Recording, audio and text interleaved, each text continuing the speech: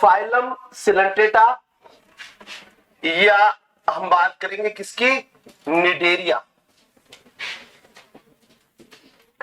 Coelenterata या हम किसकी बात करने वाले हैं, निडेरिया।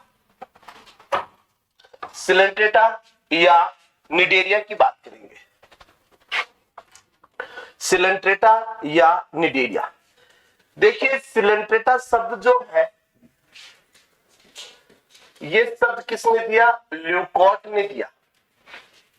ठीक है ना। सिलेंट्रेटा की बात करें तो सिलेंट्रेटा के लिए लिख लेंगे, सिलेंट्रेटा शब्द किसने दिया, ल्यूकॉट ने। ये यहां ऐसे लिख देता हूं, ज्यादा ठीक है। सिलेंट्रेटा शब्द किसने दिया, ल्यूकॉट ने। निडेरिया शब्द किसने दिया, हैचक ने। किसने दिया, हैचक ने। निडेरिया शब्द किसने दिया, हैचक ने। और विज्ञान की वह शाखा जिसमें सिलेंट्रेट्स की स्टडी करते हैं उसको हम लोग क्या बोलते हैं, नीडोलॉजी कहते हैं। क्या बोलेंगे बच्चों, नीडोलॉजी कहते हैं। क्या कहेंगे, नीडोलॉजी कहते हैं। देखिए सिलेंट्रेटा का मतलब होता है कि इनके अंदर सिलेंट्रोन कैविटी पाई जाती है। कौन सी गुहा पाई जाती है, सिलेंट्रोन गुहा। ऐसे एनिमल्स जिनमें सिलेंट्रोन गुहा पाई जाती है उनको हम लोग क्या बोलते हैं, सिलेंट्रेटा।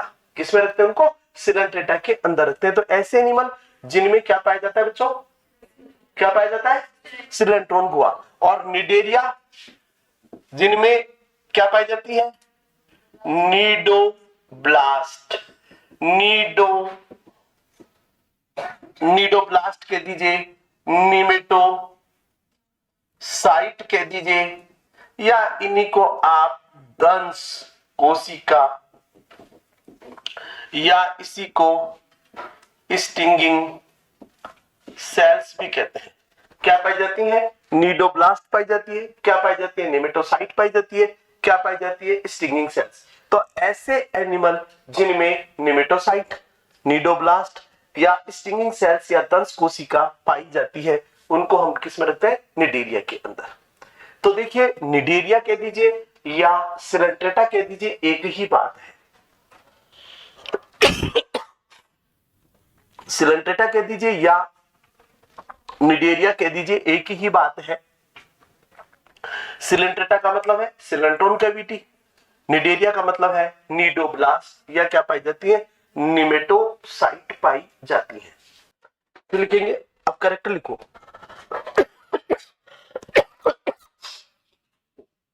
इस फाइलम के एनिमल एक्वेटिक होते हैं, फ्रेश वाटर और मैराइन वाटर। FW का मतलब फ्रेश वाटर, MW का मतलब मैराइन वाटर। अब मैं फुल फॉर्म नहीं लिखूंगा बार बार में। फ्रेश वाटर में जैसे फॉर एग्जांपल के लिए आपका हाइड्रा पाया जाता है। क्या पाया जाता है, हाइड्रा। मैराइन वाटर की बात करें तो जेलीफिश,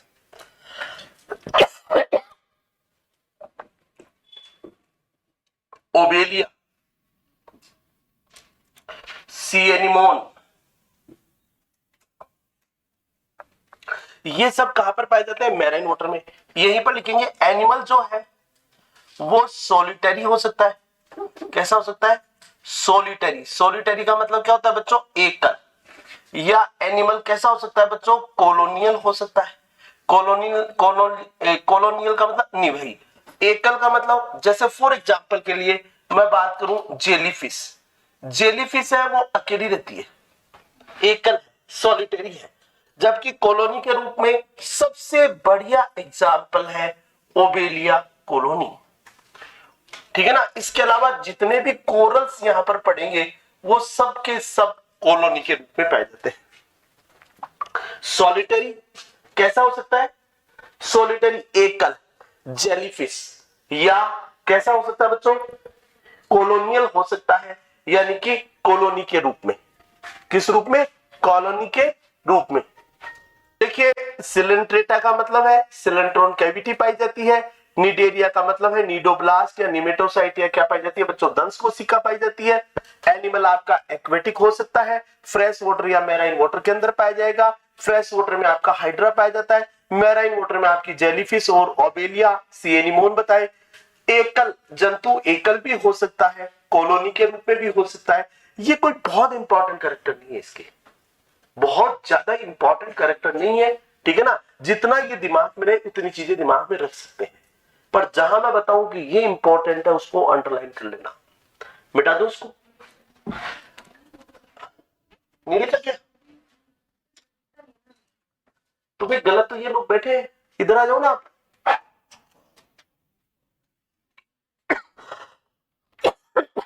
ये मैडम बैग इधर रख लो, थोड़ा थोड़ा खिसक देगी आप।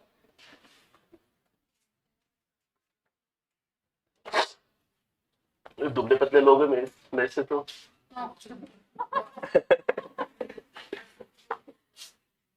बेटा एक काम कर, इसको इधर खिसका ले। हाँ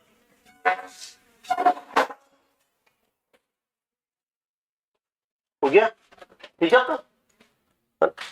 तो यहां पर आप लोग बताएंगे कि ये, उसके बाद में नेक्स्ट बॉडी ऑर्गेनाइजेशन लिख लीजिए। बॉडी ऑर्गेनाइजेशन कैसा होता है? सेल्यूलर, सॉरी कैसा होगा? Cellular tissue grade body organisation, शारीरिक संगठन। इसका शारीरिक संगठन, इसका जो शारीरिक संगठन है बॉडी ऑर्गेनाइजेशन, ये कोशिकीय उत्तक स्तर का होता है। कोशिकीय उत्तक स्तर का होता है, कोशिकीय उत्तक स्तर का सेल्यूलर टिश्यू ग्रेड। इस फाइलम के एनिमल डिप्लो ब्लास्टिक होते हैं, द्विस्तरीय, दो स्तर, बाह्य स्तर आउटर लेयर, आंतरिक स्तर इनर लेयर, बाह्य स्तर के रूप में एक्टोडर्मिस, इनर लेयर के रूप में गैस्ट्रोडर्मिस, या आप लोग बताएंगे एंडोडर्मिस होता है। क्या होता है? गैस्ट्रोडर्मिस, या आप लोग क्या बताएंगे? एंडोडर्मिस होता है। बाह्य स्तर के रूप में एक्टोडर्मिस, आंतरिक स्तर के रूप में गैस्ट्रोडर्मिस या एंडोडर्मिस होता है। इन दोनों स्तरों के मध्य मीजोगिलिया पाया जाता है। इन दोनों स्तरों के मध्य क्या पाया जाता है? मीजोगिलिया पाया जाता है, मीजोड्रम नहीं पाई जाती। क्या पाया जाता है बच्चों?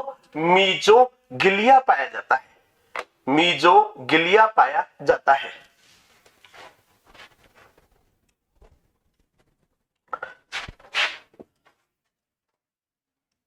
आईएमपी लगा लीजिए, किस पर? अब जो लिखूंगा उस पर।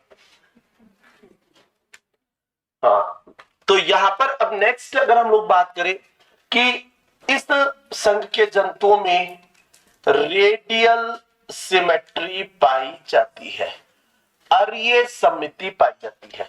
इस संघ के जंतुओं में कौन सी सिमेट्री पाई जाती है? रेडियल सिमेट्री पाई जाती है।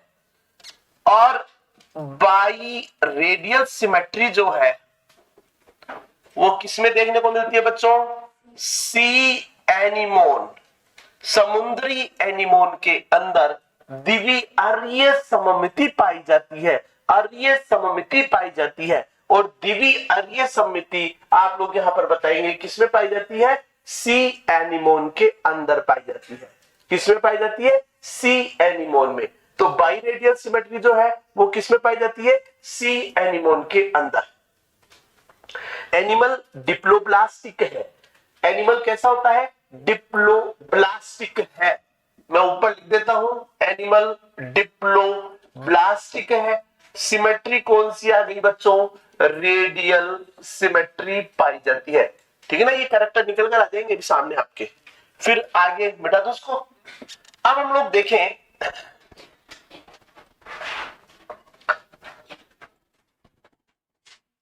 इस संघ के जंतुओं में ब्लाइंड सैक बॉडी प्लान पाया जाता है। क्या पाया जाता है जी? ब्लाइंड सैक पढ़ाया था, ध्यान आ रहा? क्या? केवल एक छिद्र। यहां पर अगर अब हाइड्रा को देखें हम लोग तो इससे हमें बहुत सी चीजें समझ में आ जाएंगी। जैसे फॉर एग्जांपल के लिए ये हाइड्रा में, ये मैंने क्या बना दिया जी, ये हाइड्रा में यहां पर ये तो क्या कहलाते हैं, इसके टेंटेकल्स कहलाते हैं। टेंटेकल्स की संख्या 6 से 8 तक होती है। क्या कहलाते हैं? टेंटेकल्स कहलाते हैं। ये कहलाती है इसकी सिंगल ओपनिंग। ये क्या कहलाती है बच्चों? सिंगल ओपनिंग, एकल छिद्र। देखिए इसके अंदर एक ही छिद्र पाया जाता है। यहां पर क्या पाया जाता है बच्चों? एक छिद्र पाया जाता है। और ये छिद्र जो है ये एनस या मैं कह दूं माउथ दोनों के रूप में काम करता है। ये छिद्र जो है वो माउथ और एनस दोनों के रूप में काम करता है। क्या बताएंगे? ब्लाइंड सैक बॉडी प्लान का मतलब क्या है? जंतु में केवल, पढ़ा चुका ऑलरेडी, जंतु में केवल एक छिद्र पाया जाता है। ये छिद्र मुख या गुदा के रूप में काम करता है, या यूं कह दो कि ये मुख और गुदा दोनों के रूप में काम करता है। एक ही छिद्र है जो कि माउथ और एनस दोनों के रूप में कार्य करता है। माउथ और एनस दोनों के रूप में कार्य करता है। अब छिद्र के नीचे वाला जो भाग है इसको बोलते हैं हाइपोस्टोम। क्या बोलते हैं बच्चों? इसको हाइपोस्टोम कहते हैं। और ये इसका बेसल पार्ट कहलाता है।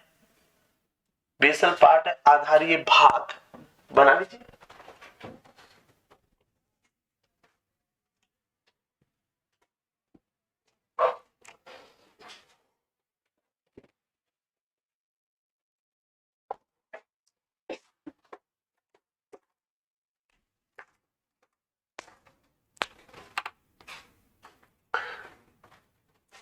बॉडी प्लान कैसा है इसका? ब्लाइंड सैक बॉडी प्लान है। मतलब जंतु में केवल एक छिद्र पाया जाता है। यही छिद्र मुख का और गुदा दोनों का कार्य करता है। तो ये माउथ और एनस दोनों के रूप में कार्य करता है। क्लियर मेरी बात?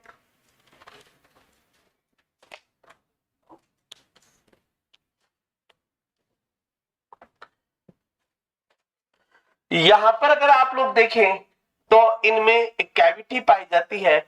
इस कैविटी को बोलते हैं सिलेंट्रोन कैविटी, या इसी को बोलेंगे गैस्ट्रोवेस्क्यूलर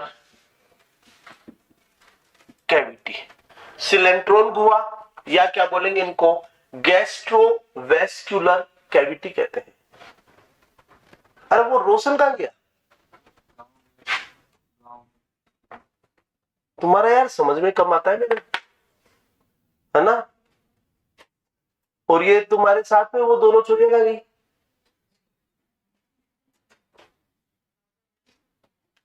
उनको मना कर देना कि सर ने मना ही कर दिया है पढ़ाने के लिए। दोनों ही कोचिंग में नहीं आएंगे। 4 दिन आते हैं, 5 दिन गायब हो जाते हैं।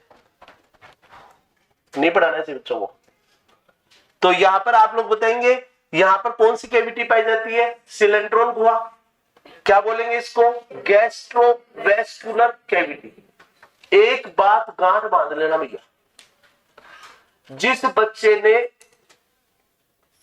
रेगुलर स्टडी की है ना और वो बिल्कुल सतत रूप से लगा हुआ था, सतत रूप से जिसने समय दिया है, वो तो भैया सिलेक्शन लेकर चला जाता है। और मद में मत चूर होना कि हम इंटेलिजेंट है, हमारा सिलेक्शन हो जाएगा, ऐसे हो जाएगा। कुछ नहीं होता है, सब दरे के दरे रह जाते हैं। ठीक है ना? सिलेक्शन केवल उसी का होता है जो वास्तव में ही 100% अपना डिवोटेड करता है। ठीक है ना? शादियां सबके आती हैं, सबके बर्थडे आते हैं, सबकी सब पार्टियां सबके आते हैं आनंद। ऐसा कोई व्यक्ति नहीं जिसके घर में कोई काम काज नहीं होता, सबके होते हैं। लेकिन अब आपको अपना तय करना है सबसे नंबर 1 पर किस चीज को रखना चाहते हो। अगर आपने इसको नंबर 1 से हटाकर नीचे कर दिया ना तो आप समझ लेना सिलेक्शन नहीं होगा। ये लिख लेना, चाहे एक्स हो, चाहे वाई हो, चाहे जेड हो, ये फर्स्ट नंबर पर है। और वास्तव में देखो, पढ़ने वाले को खुद को मालूम होता है कि मेरा सिलेक्शन होगा या नहीं होगा। दुनिया के कहने से, किसी और के कहने से कोई इंटेलिजेंट नहीं बनता है। नहीं साहब ये तो बहुत इंटेलिजेंट, अरे साहब बहुत इंटेलिजेंट, अरे साहब 90% है, अरे क्या है 90, आता कुछ नहीं है।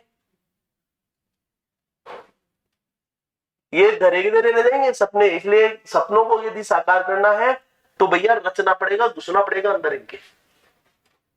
कल का पेपर दे दिया हुआ, पता लग गया हुआ बहुत से लोगों को अपना लेवल, बायोलॉजी का लगा हुआ लेवल, अपना एनालिसिस हो भी गया हुआ,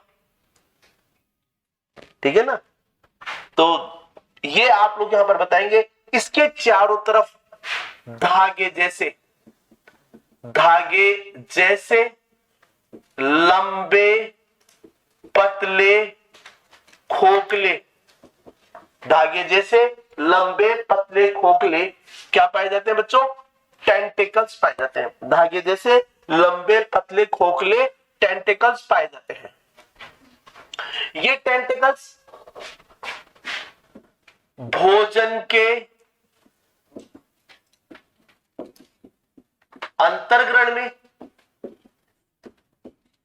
सुरक्षा यानी कि प्रोटेक्शन में, यानी इंजेक्शन ऑफ फूड और लोकोमोशन में सहायता करते हैं, गमन में। हाइड्रा के हाथ पैर एक प्रकार से, ये मान लीजिए आप इनको, किसमें हेल्प करते हैं? भोजन के अंतर्ग्रहण में, सुरक्षा में और लोकोमोशन में सहायता करते हैं। इंजेक्शन ऑफ फूड भोजन के अंतर्ग्रहण, सुरक्षा और लोकोमोशन में ये क्या करते हैं? सहायता करते हैं। क्लियर बात? फिर उसके बाद में आप लोग यहां पर इसके अंदर बताएंगे क्या? डिप्लोब्लास्टिक है, रेडियल सिमेट्री है, और यहां पर मैंने क्या बताया? Blind sac. क्या बता दिया बच्चों? इसका बॉडी प्लान है, ठीक है ना। अब टेंटिकल्स यहां पर जो पाए जाते हैं वो खोखले होते हैं, इस चीज को याद रखना। यहां पर जो कैविटी पाई जाती है, लिखिए, इस संघ के जंतुओं में सिलेंट्रोन गुहा या जठर वाहिनी गुहा पाई जाती है। गैस्ट्रोवेस्कुलर कैविटी, जठर वाहिनी गुहा, जठर वाहिनी गुहा, गैस्ट्रोवेस्कुलर कैविटी, गैस्ट्रोवेस्कुलर कैविटी, या आप लोग क्या बताएंगे? जठर वाहिनी गुहा पाई जाती है।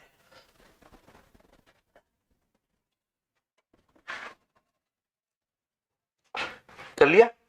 चले आगे।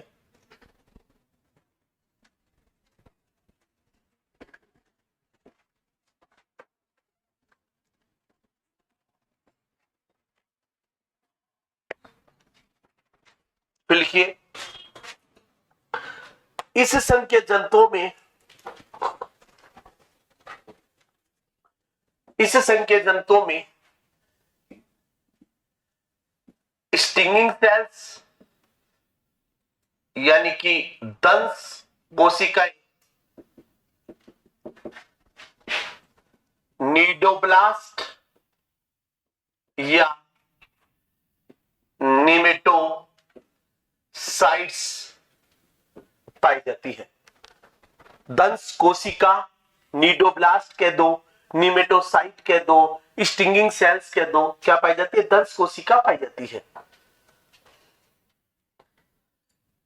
एनिमल किंगडम के अंदर एकमात्र ऐसा फाइलम है जिसमें दंश कोशिका पाई जाती है। क्या पाई जाती है इसमें? दंश कोशिका, या क्या पाई जाती है? स्टिंगिंग सेल्स पाई जाती है। क्या पाई जाती है बच्चों? दंश कोशिका, या आप लोग यहां पर बताएंगे इसके अंदर स्टिंगिंग सेल्स देखने को मिलती है। तो देखिए, स्टिंगिंग सेल्स, दंश कोशिका या नीडोब्लास्ट या निमेटोसाइट्स का पाया जाना, ये इसका क्या है? एक स्पेसिफिक कैरेक्टर है। किसका? ये इसका। फिर उसके बाद में हम लोग आगे बात करते हैं कि देखिए, ये जो दंश कोशिका है, ये दंश कोशिका एक विशेष प्रकार के पदार्थ का स्त्राव करती है। एक लिखिए, ये दंश कोशिकाएं एक विषैले पदार्थ हिप्नोटोक्सिन का स्त्राव करती हैं। हिप्नोटोक्सिन का स्त्राव करती है। हिप्नोटोक्सिन दो चीजों से मिलकर बनता है, फिनोल और एक होती है बच्चों इसमें प्रोटीन। इस फिनोल के कारण ये ज्वलनशील होता है।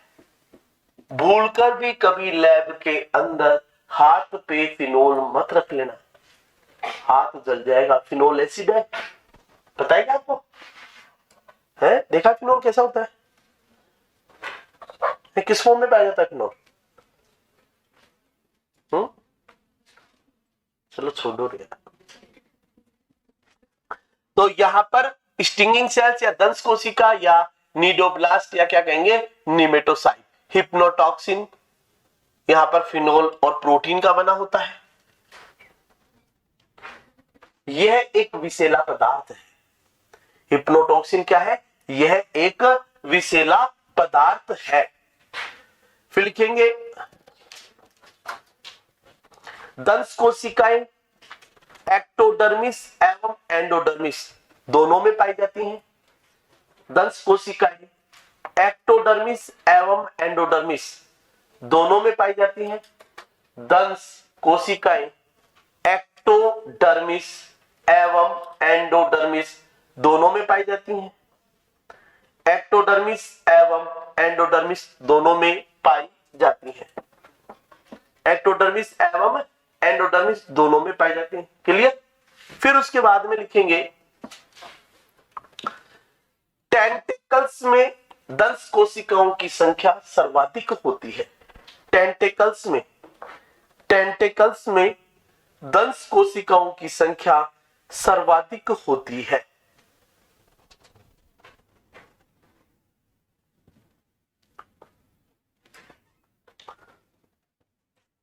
दंश कोशिकाएं शिकार को पकड़ने,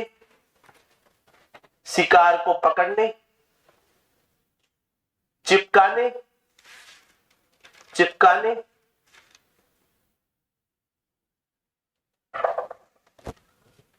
भोजन के अंतर्ग्रहण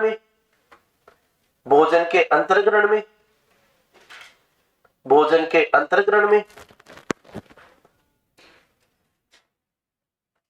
सुरक्षा एवं गमन के लिए उत्तरदायी होती हैं।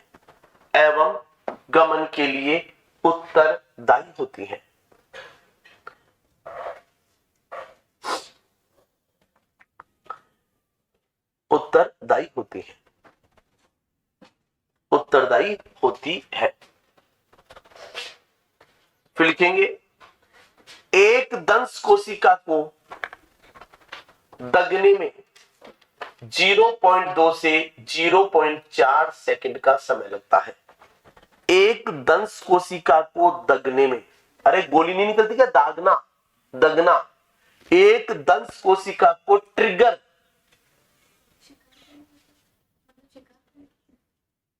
कुछ भी करे वो, ये कोई जरूर थोड़ी शिकार करे, कुछ भी करे। मान ली दंश कोशिका को उसने सामान्य रूप से तो हंटिंग ही करेगी भाई। शिकार करते समय क्या करेगी भाई? आप अपने नाखून मारते हो किसी के, आप क्या करते हो? आपके हथियार क्या है? नाखून है आपके हथियार, सही मायने में देखा जाए तो आप क्या करते हो? नाखून मारते हो, ठीक है ना? ऐसे ही क्या नाम है, ये क्या करेगा? जैसे मान लीजिए हाइड्रा है, ओबेलिया है, कोई भी है, तो ये क्या करेंगे? ये दंश कोशिका से क्या करेंगे? दगने का मतलब होता है उससे हिप्नोटॉक्सिन को रिलीज करना। तो ये यहां पर लिखेंगे एक दंश कोशिका को दगने में 0.2 से 0.4 सेकंड का समय लगता है। अब दंश कोशिका तो दग गई, ठीक है ना? फिर लिखिए अब इस स्थान पर नई दंश कोशिका का निर्माण। अब इस स्थान पर नई दंश कोशिका का निर्माण 48 घंटे के भीतर हो जाता है। 48 घंटे के भीतर हो जाता है। 48 आवर्स, 48 घंटे के भीतर हो जाता है।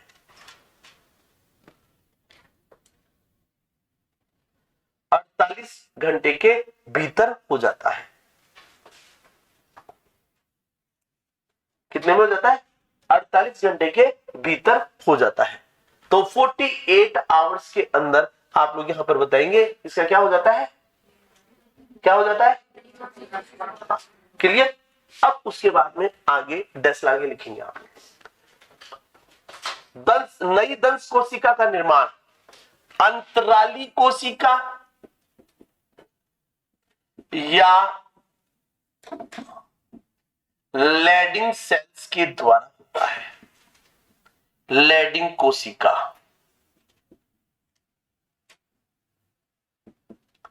ये टोटी पोटेंट सेल होती है। परीक्षा का सवाल, फाइलम सिलेंट्रेट्स की टोटी पोटेंट सेल होती है लैडिंग कोशिका। पोरीफेरा की टोटी पोटेंट सेल होती है आर्कियोसाइट्स। आगे बात समझ में? और अमीबा तो खुद ही टोटी पोटेंट है। कहता ही है कि भैया टोटे टोटे हो जाए तो जैसे टूटेगा तो नया, हर टुकड़ा नया वो बना देगा अमीबा। लैडिंग कोशिका या क्या बताएंगे? टोटी पोटेंट सेल है। एक बार कृपया करके बोर्ड की तरफ वापस ध्यान दीजिए। इस फाइलम का स्पेसिफिक कैरेक्टर है, इसमें क्या पाई जाती है? स्टिंगिंग सेल्स या दंश कोशिका। इसको नीडोब्लास्ट या निमेटोसाइट भी कहते हैं। आप लोग बताएंगे ये जो स्टिंगिंग सेल्स है ये यहाँ पर किसका वो करती है? हिप्नोटॉक्सिन का। हिप्नोटॉक्सिन दो चीजों से मिलकर बनता है, एक तो फिनोल और एक क्या होता है इसके अंदर? प्रोटीन। फिनोल और प्रोटीन दोनों मिलकर बच्चों क्या बनाता है? हिप्नोटॉक्सिन बनाता है। ये जो यहाँ पर दंश कोशिका को दगने में कितना समय लगता है? 0.2 से 0.4 सेकंड का समय लगता है। फिर आप लोग बताएंगे कि दगने के बाद में इसके स्थान पर नई दंश कोशिका का निर्माण 48 घंटे के भीतर हो जाता है, 48 आवर्स के अंदर। और नई दंश कोशिका का निर्माण किसका जिम्मेदारी है? लैडिंग कोशिका की। और यही लैडिंग कोशिका प्रजनन काल के टाइम में स्पर्म और ओवम का फॉर्मेशन भी करेगी। यही करेगी लैडिंग कोशिका। अंतराली कोशिका जर्म सेल्स का फॉर्मेशन भी इन्हीं की जिम्मेदारी है। ठीक है ना? तो अलग अलग समय पर अलग अलग काम किए जाते हैं।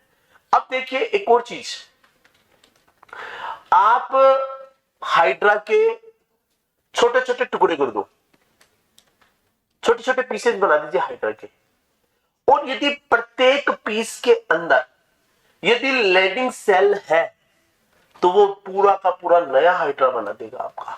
ये रक्त बीज है भैया एक प्रकार का। ठीक है ना? जैसे टुकड़े काट काट के डाल दिए, जैसे प्लेनेरिया, नाम सुना प्लेनेरिया का? प्लेनेरिया को आप चाकू से काटते जाओ काटते जाओ काटते जाओ, छोटे छोटे छोटे छोटे टुकड़े बना दो, हर टुकड़ा नया प्लेनेरिया बना देगा। ठीक है ना? कि मन किया साहब क्या, तो चलो प्लेनेरिया को पकाते हैं, ले आए कैसे लाइव कंडीशन में प्लेनेरिया को पकाएंगे, लाकर के छोटे छोटे टुकड़े करते हैं, टुकड़े करके आप तो पानी में डाल के चले गए कहते यार चलो शाम को बनाते हैं, शाम को देखा तो पूरा का पूरा आपका प्लेनेरिया से बढ़ जाएगा। वो इतना फास्ट रीजनरेशन होता है। अब्राहम ट्रेम्बले ने इसके ऊपर जब एक्सपेरिमेंट किए हाइड्रा के ऊपर, तो हाइड्रा के जो सिर थे ना उसके ऊपर उसने चीरे लगा दिए, 7 चीरे लगा दिए, 7 हाइड्रा निकल कर आ गए, मतलब एक के ऊपर ही 7 सिर। तो ये तो 7 सिर का दैत्य है, नाम रखा हाइड्रा। हाइड्रा शब्द जो है ना वो एक्चुअल में दैत्य से लिया गया शब्द है। ये तो भैया ऐसी ऐसी स्थिति है। तो यार इनमें जितने भी लोअर इनवर्टिब्रेट्स हैं, लोअर नॉन कॉर्डेट्स हैं, उनमें रीजनरेशन की कैपेसिटी बहुत ज्यादा होती है। It's important thing. तो लैडिंग सेल्स इसको अंडरलाइन कर लीजिएगा, स्टिंगिंग सेल्स को अंडरलाइन कर लीजिए। कोई हिप्नोटॉक्सिन कोई गलती से पूछ ले तो बात अलग है, नहीं तो सामान्य रूप से कोई पूछता नहीं है। आगे चले।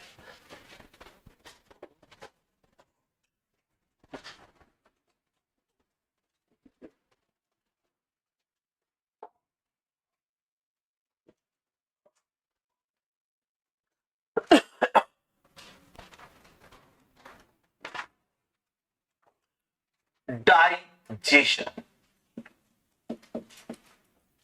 देखिए डाइजेशन यहां पर इंट्रा सेल्यूलर और एक्स्ट्रा सेल्यूलर दोनों प्रकार का होता है। अब बहिर्कोशिकीय पाचन समझ लो, जब पाचन कोशिका के अंदर हो, ठीक है ना, और कोशिकाएं कौन सी होती है, पोषक उपकला या उपकला पोषक कोशिकाएं कह दो, उपकला पोषक कोशिकाएं यानी कि एपिथेलियल न्यूट्रिटिव सेल्स।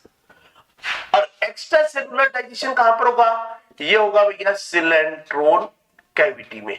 जब पाचन की क्रिया सिलेंट्रोन गुहा में हो तो क्या बोलेंगे, एक्स्ट्रा सेलुलर। और पाचन की क्रिया अगर उपकला पोषक कोशिका के अंदर हो, सेल के अंदर पाचन हो तो इंट्रासेलुलर। अब देखिए प्रोटोजोआ में पाचन कैसा था, इंट्रासेलुलर। पोरीफेरा में कैसा था, इंट्रासेलुलर। यहां पर इंट्रासेलुलर से किस पर जंप कर रहा है, ये एक्स्ट्रा सेलुलर डाइजेशन पर। और याद रखना फाइलम प्लेटीहेल्मिन्थेस से लेकर और मैमल्स, और मैमल्स में भी सबसे टॉप कैटेगरी के ऊपर हम लोग बैठे हैं, होमो सेपियंस। सबके अंदर पाचन एक्स्ट्रा सेलुलर डाइजेशन है। कैसा डाइजेशन हम सब में, एक्स्ट्रा सेलुलर। पाचन कहां पर हो रहा है, एलिमेंट्री कैनाल के अंदर, ठीक है ना। तो हमारी कैविटी कौन बना रहा है, एलिमेंट्री कैनाल। डाइजेशन का नाम एक्स्ट्रा सेलुलर। यहां पर डाइजेशन कैसा है, कोशिका में हो रहा है था पाचन, धीरे धीरे पाचन कहां पर आ गया, कैविटी के अंदर आ गया। तो अब यहां पर आहार नाल तो पाई नहीं जाती, गुहा पाई जाती। गुहा का नाम क्या है, सिलेंट्रोन कैविटी। तो पाचन कोशिका के बाहर, तो पाचन का नाम क्या देंगे बच्चों, क्या बोलेंगे, क्या देंगे, एक्स्ट्रा सेलुलर डाइजेशन। लिख लीजिए।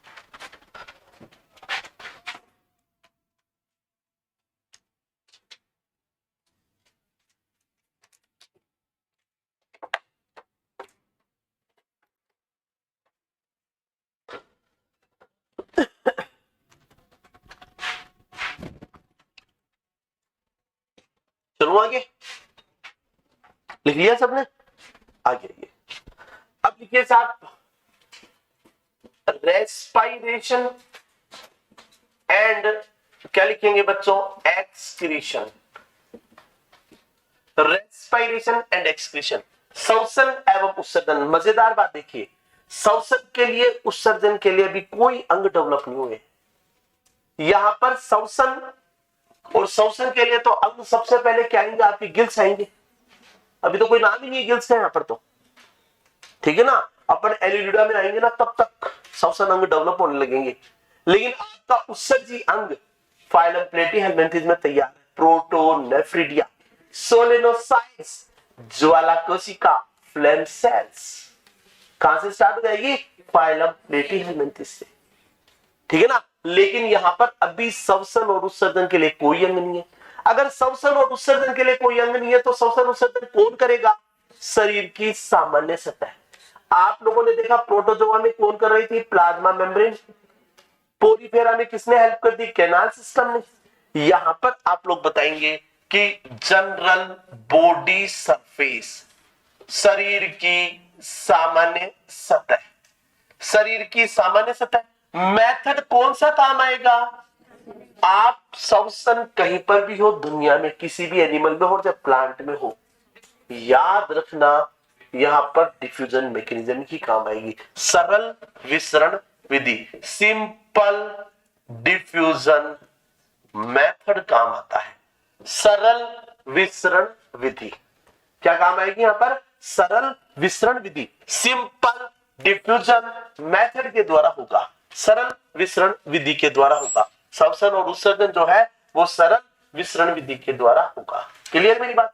अब यहां पर अगर आप लोग बात करें शरीर की सामान्य सतह, या मैं आप लोग यहां पर बात करूंगा सिंपल डिफ्यूजन मेथड काम आएगा।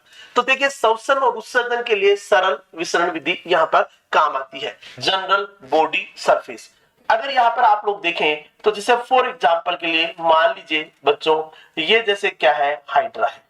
ये मैंने यहां पर क्या बना दिया, ये बच्चों क्या है, हाइड्रा बना दिया। क्या बना दिया, ये हाइड्रा बना दिया। तो ये जैसे सपोज कीजिए हाइड्रा है। हाइड्रा कहां पर रहता है? पानी के अंदर। ये जल में घुली हुई ऑक्सीजन को बच्चों क्या करेगा? अंदर लेगा, और जल में घुली हुई कार्बन डाइऑक्साइड को क्या करेगा? बाहर। तो यहां पर ये जो है इसको आप लोग क्या बोलते हैं? जनरल बॉडी सरफेस कहते हैं। जनरल बॉडी सरफेस का मतलब क्या हो गया? बॉडी वॉल, देवती के द्वारा। यहां पर श्वसन जो हो रहा है वो किसके द्वारा हो रहा है? देवती के द्वारा हो रहा है। देवती बन गई, और देवती कैसी होती है? डिप्लोब्लास्टिक होती है। और यहां पर बताएंगे इसका उत्सर्जी पदार्थ, उत्सर्जी पदार्थ क्या होगा? अमोनिया। उत्सर्जी पदार्थ क्या है? अमोनिया है। तो एनिमल कैसा होगा बच्चों? अमोनोटैलिक। कैसा होगा? अमोनोटैलिक होगा। तो यहां पर उत्सर्जन जो है, उत्सर्जी पदार्थ क्या है इनका? अमोनिया। तो एनिमल जो है वो आपका कैसा हो गया? अमोनोटैलिक। एनिमल कैसा होगा? अमोनोटैलिक होगा। श्वसन एवं यहां पर आप लोग बात करेंगे, श्वसन उत्सर्जन शरीर की सामान्य सतह के द्वारा होता है। शरीर की सामान्य सतह, जल में घुली ऑक्सीजन अंदर, कार्बन डाइऑक्साइड बाहर निकल जाती है, ठीक है ना। इसी प्रकार उत्सर्जी पदार्थ क्या बनेगा? अमोनिया। देखिए कोई भी एनिमल, मोस्टली एनिमल जो जल में है उनका उत्सर्जी पदार्थ अमोनिया ही होता है। एनिमल कैसा है? ये अमोनोटैलिक है।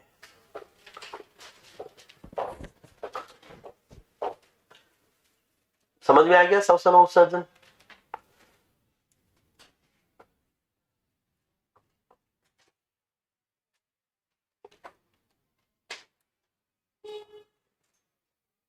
आइए साहब आपको मैं एक बार रिवीजन बॉक्स में ले चलता हूं। हम किस में चलते हैं? रिवीजन बॉक्स में चलते हैं। घुस जाओ रिवीजन बॉक्स में। फाइलम सिलेंटेटा शब्द किसने दिया? ल्यूकॉट ने दिया। निडेरिया शब्द किसने दिया? हेचक ने दिया। सिलेंटेटा की स्टडी क्या कहलाती है? नीडोलॉजी कहलाती है, ठीक है ना। फिर आप लोगों को बताया इस फाइलम का सिलेंट्रोन कैविटी है, इसलिए नाम दे दिया सिलेंटेटा। और क्या नाम है? निडेरिया क्यों कहा? क्योंकि इसमें क्या पाई जाती है? नेमेटोसाइट है, स्टिंगिंग सेल, दंश कोशिका पाई जाती है। अब दंश कोशिका की बातें सारी यही करते हैं क्या कि दंश कोशिका जो है वो क्या करती है भाई?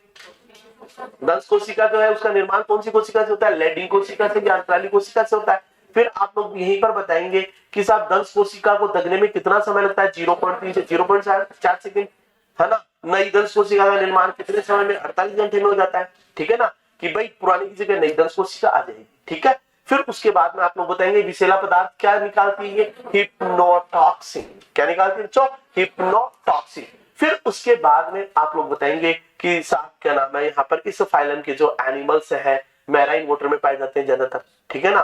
क्या नाम है? आपके फ्रेश वाटर में भी प्रेजेंट है, जैसे हाइड्रा हो गया। मैराइन वाटर में जैसे जेलीफिश है, Aurelia. You know jellyfish 40 meter लंबी। Can you imagination?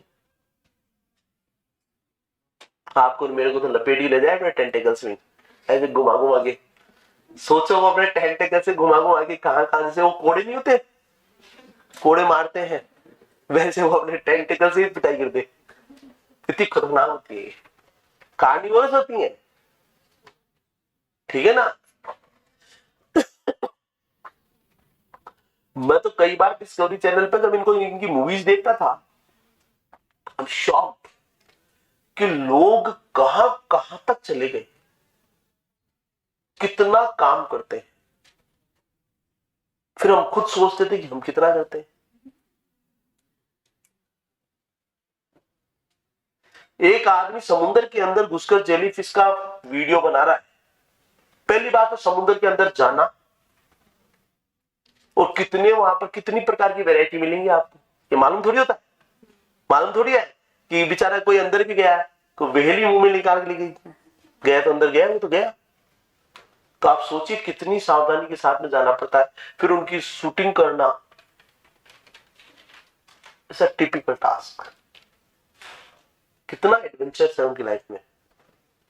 तो काम करने वाले करते हैं भैया।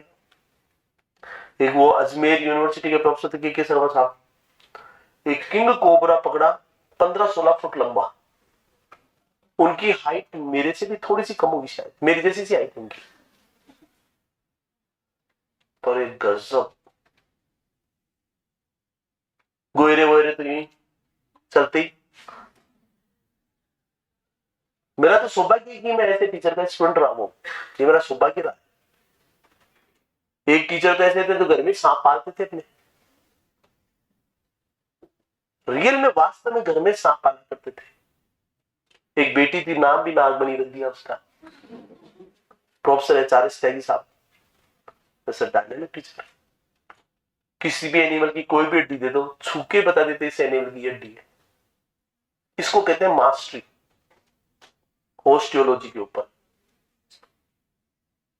मैंने खुद अपनी आंखों से जब इन चीजों को देखा तब हमें लगने लगा कि हम तो कुछ ही नहीं, कुछ भी नहीं है। उन लोगों के काम क्या है, हमारा तो कुछ भी नहीं है, खाली ये चार रटे चीजें पढ़ाते हैं।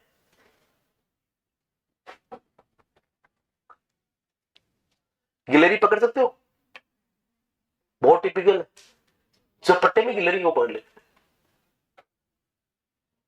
इतनी खतरनाक, कितनी फुर्ती होती है गिलहरी में। मैंने भी कोशिश की थी गिलहरी पकड़नी, मेरे से नहीं पकड़ी गई। फिर ट्रिक सिखाई उन्होंने, ट्रिक होती है हर चीज की और वो आती है प्रैक्टिस से। तो यहां पर आप लोग बताएंगे ये कि रिवीजन बॉक्स में घुस गए थे हम, तो फिर मैंने आप लोगों को बताया एनिमल आपका कैसा हो सकता है, सोलिटरी हो सकता है, कॉलोनियल हो सकता है, जैसे ओबेलिया कॉलोनी है, जैसे आपके कोरल्स है। फिर उसके बाद में आप लोग बताएंगे इस फाइलम के एनिमल डिप्लोब्लास्टिक है, बाहर की तरफ क्या है एक्टोडर्मिस, अंदर एंडोडर्मिस या गेस्टोडर्मिस, बीच में क्या है मीजोगिलिया है। फिर उसके बाद में आप लोगों को बताया कि एनिमल में बॉडी सैक यानी बॉडी प्लान क्या है, ब्लाइंड सैक बॉडी प्लान पाया जाता है, केवल एक छिद्र पाया जाता है, वही मुख या गुदा के रूप में काम करता है, उधर से भोजन अंदर आएगा और उत्सर्जित पदार्थ को भी वहीं से यानी मल वगैरह होता है ना उसको बाहर निकालने के लिए। जबकि श्वसन और उत्सर्जन की क्रिया करने के लिए यहाँ पर जनरल बॉडी सरफेस होती है, जल में घुली ऑक्सीजन अंदर, कार्बन डाइऑक्साइड बाहर, और क्या नाम है अमोनिया भी बाहर निकलती है जल में तुरंत। अमोनोटेलिक एनिमल क्यों है, क्योंकि अमोनिया तेज गति के साथ विसरणशील है, हाईली डिफ्यूजिबल है, तेज गति के साथ शरीर से बाहर निकल जाती है, इसलिए इनका उत्सर्जित पदार्थ क्या अमोनिया। क्या हमारा अमोनिया हो सकता है, अगर हमारा अमोनिया हो जाए तो हमारी तो डेथ हो जाए। फिर हमारा लीवर काम करता है, अमोनिया को यूरिया में परिवर्तित कर देता है। तो यूरिया का निर्माण हमारे शरीर में कहां पर होता है, यकृत के अंदर होता है, लीवर में होता है, किडनी में नहीं होता। किडनी का काम क्या है, यूरिन बनाना, ठीक है ना। फिर उसके बाद में हम लोग यहां पर बात करते हैं कि भैया इस फाइलम के जो एनिमल्स हैं उनके अंदर डाइजेशन कैसा है, इंट्रासेल्युलर या क्या बताएंगे आप एक्स्ट्रा सेलुलर। इंट्रासेलुलर किसमें होता है, उपकला पोषक उपकला कोशिकाएं पाई जाती है, ठीक है ना। और वो दूसरी अगर आप लोग बताएं सिलेंट्रोन गुहा में हो तो एक्स्ट्रा सेलुलर डाइजेशन होगा। तो ये कुछ कॉमन चीजें हैं जो बच्चों आप अपने दिमाग में रख सकते हैं इनको। फिर उसके बाद में ये तो याद रह ही जाएगा, एनिमल में सिमेट्री देखो, डिप्लोब्लास्टिक होता है, रेडियल सिमेट्री है, ब्लाइंड सेक बॉडी प्लान है, दंश कोशिका पाई जाती है। ये तो ध्यान रही जाएंगी चीजें, इन्हीं पर सवाल आ जाते हैं परीक्षाओं में। फिर उसके बाद में आप लोग नेक्स्ट यहां पर बताएंगे, अगला कैरेक्टर लिख लीजिए और INP लगा लो। बाइरेडियल सिमेट्रिक का एग्जांपल क्या बताया, सीएनिमोन, INP लगा लो। इस फाइलम के जंतुओं में मेटाजेनेसिस पाई जाती है, मेटाजेनेसिस देखने को मिलती है, मेटाजेनेसिस।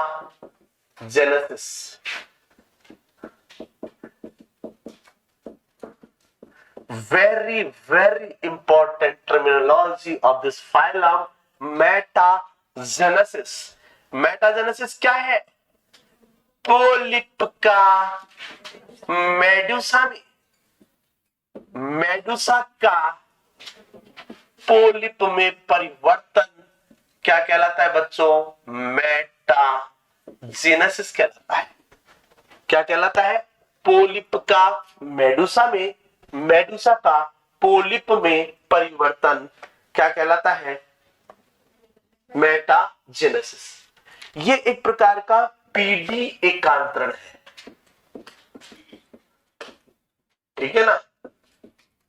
और ओबेलिया के अंदर स्पेशली हम इसकी स्टडी करते हैं। किसमें? उबेलिया कॉलोनी। पोलिप, पोलिप कैसा होता है बच्चों? स्थानबद्ध होता है, सेडेंटरी, एक जगह चिपका हुआ रहता है पोलिप, स्थानबद्ध होता है। एक बात, दूसरी बात आप लोग बताएंगे कि ये लंबा बेलनाकार होता है, लॉन्ग सिलेंड्रिकल शेप्ड, लंबा बेलनाकार। ये एसेक्सुअल रिप्रोडक्शन को शो करता है, एसेक्सुअल रिप्रोडक्शन करता है ये। अलैंगिक जनन, अलैंगिक स्टेज को शो करेगा। मेडुसा, ये फ्री स्विमिंग होता है, फ्री स्विमिंग, जल में स्वतंत्र रूप से तैरता है। ये अम्ब्रेला शेप्ड होता है, छत्राकार होता है, अम्ब्रेला शेप्ड। फ्री स्विमिंग होता है, अम्ब्रेला शेप्ड होता है, छत्राकार, छतरी के आकार का। कैसा होता है? फ्री स्विमिंग होता है, फ्री स्विमिंग होता है। कैसा होता है? अम्ब्रेला शेप्ड होता है। और ये आप लोग बताएंगे सेक्सुअल रिप्रोडक्शन को रिप्रेजेंट करता है, ये लैंगिक जनन को रिप्रेजेंट करता है। ये बच्चों किसको रिप्रेजेंट करता है? लैंगिक जनन को रिप्रेजेंट करता है।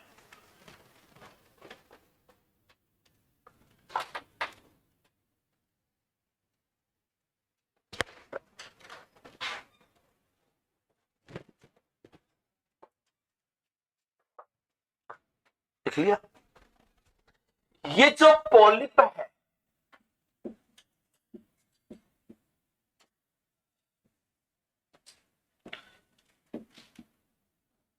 गैस्ट्रोजोइड्स, डेक्टाइलोजोइड्स और गोनोजोइड्स स्टेज को रिप्रेजेंट करता है।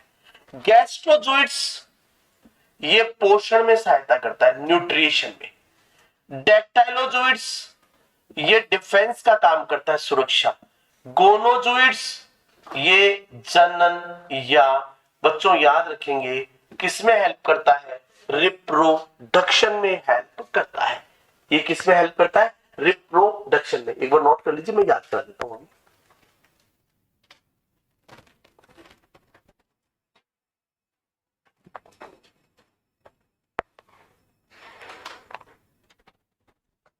ऐसे मेडुसा की भी लिख देता हूं।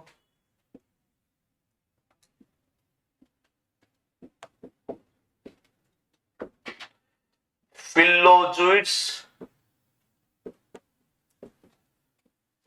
नीडोफोर्स,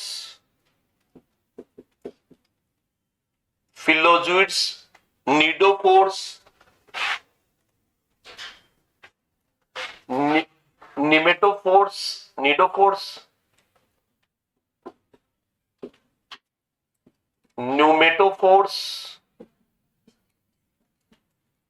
और गोनोफोर्स। फिलोजोइड्स सुरक्षा,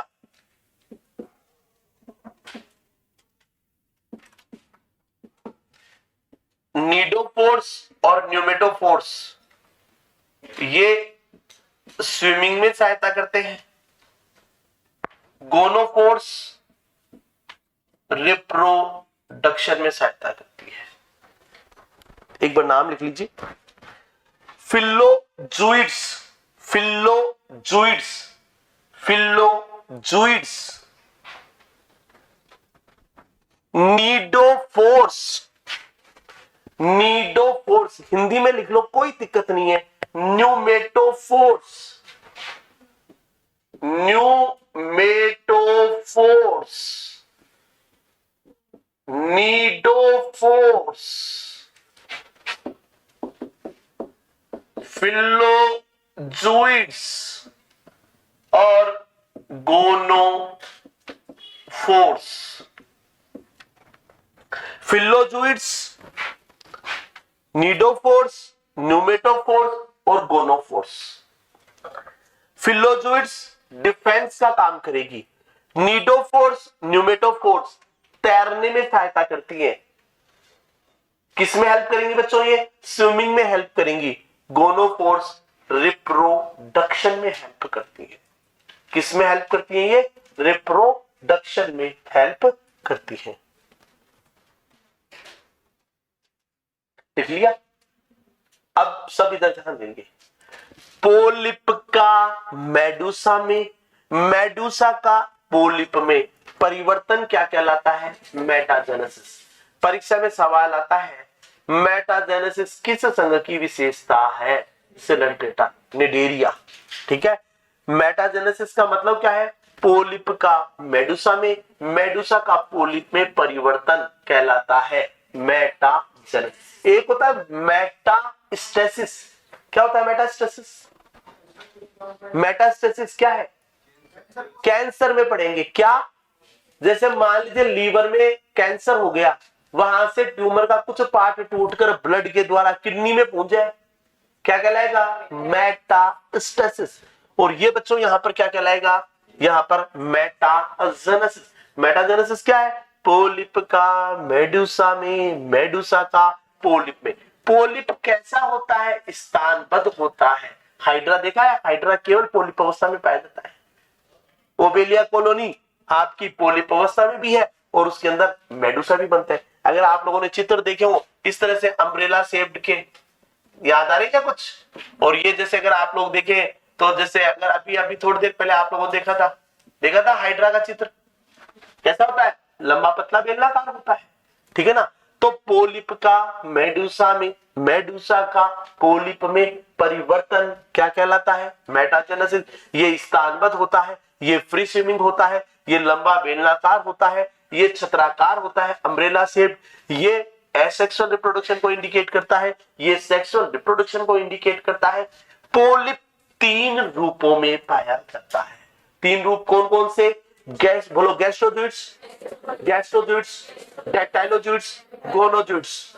बोलो गैस्ट्रोजोइड्स। गैस्ट्रो नाम गैस्ट्रो सब जैसे ही आ जाए समझ जाओ पोषण। डेक्टाइलोजोइड्स डिफेंस से संबंधित है और गोनो, गोनो शब्द आता है रिप्रोडक्शन के लिए, गोनोजोइड्स। तो यहाँ पर 3 कौन कौन से?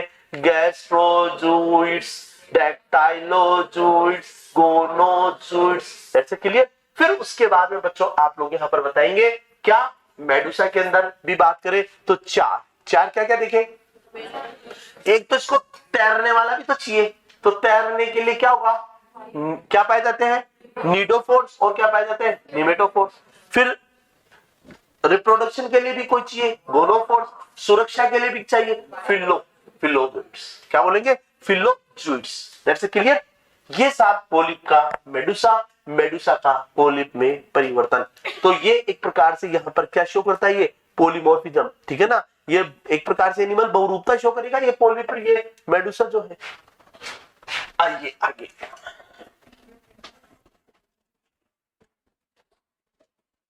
तंत्रिका तंत्र।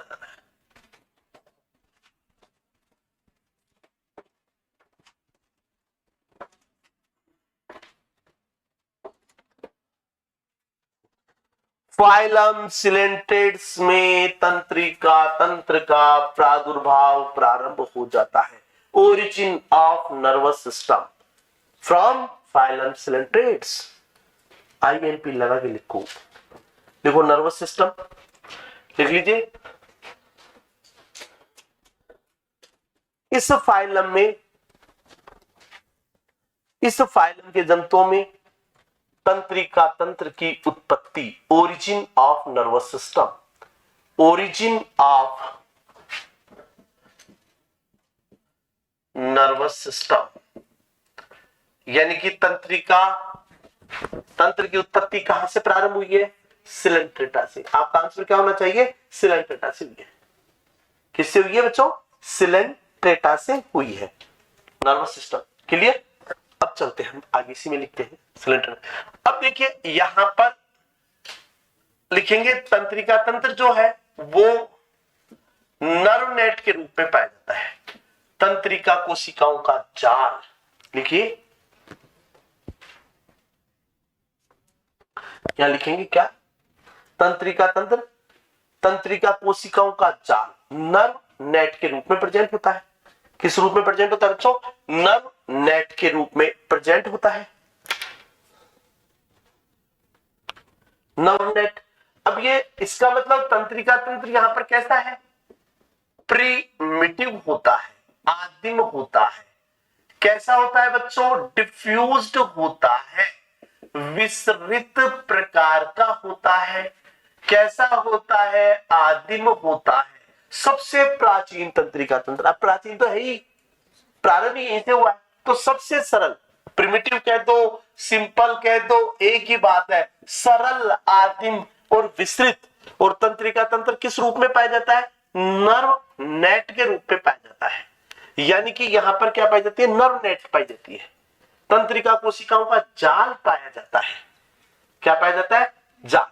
फिर लिखिए, देखिए यहां पर पहले इसको डायग्राम से समझने की कोशिश करते हैं।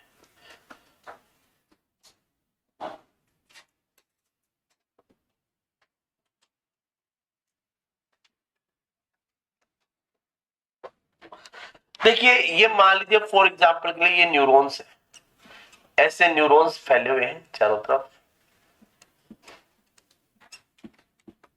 ये क्या है, न्यूरॉन्स। पहली एक चीज और दिमाग में रखेंगे, न्यूरॉन्स कैसे होते हैं, नॉन पोलर होते हैं। न्यूरॉन्स कैसे होते हैं, नॉन पोलर। और इनके बीच में देखो ये इस तरह से क्या बन जाता है, ये साइनेप्सिस बन जाता है।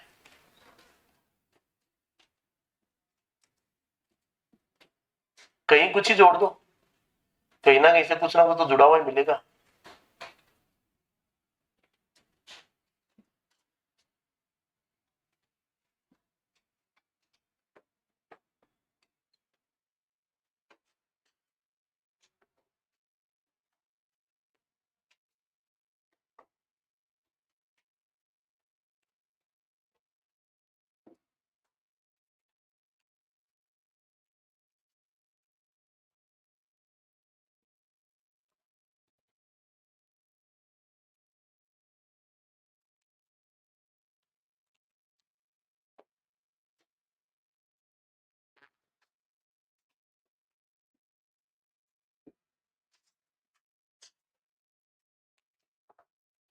अगर आप लोग देखें तो ये क्या है, ये यहां पर क्या हो गए, न्यूरॉन्स, ठीक है ना। या न्यूरॉन्स को क्या बोलते हैं बच्चों, नर्व सेल।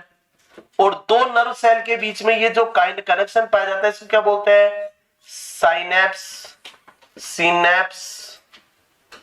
क्या बोलते हैं, दो तंत्रिका कोशिकाओं का संधि स्थल क्या कहलाता है, सिनेप्स कहलाता है। कहीं और ऐसे जाल फैलाना हो तो फैला सकते हो, आपके हाथ में ही है ना, कहीं किसी से किसी को जोड़ दो, टेंशन लेने की जरूरत नहीं है।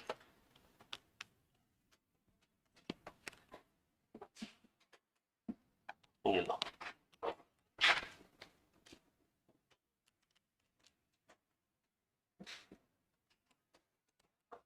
ये पूरा का पूरा ऐसे बना लीजिए एक बार।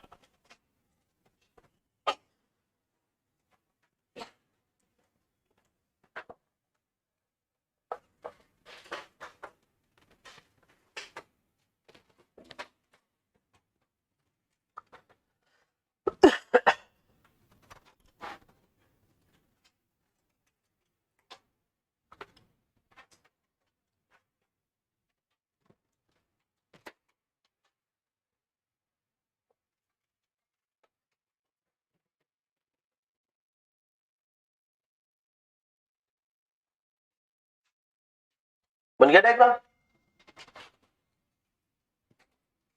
बन गया क्या। अब इसका न्यूरॉन कैसा होता है उसके बारे में बात कर लेते हैं।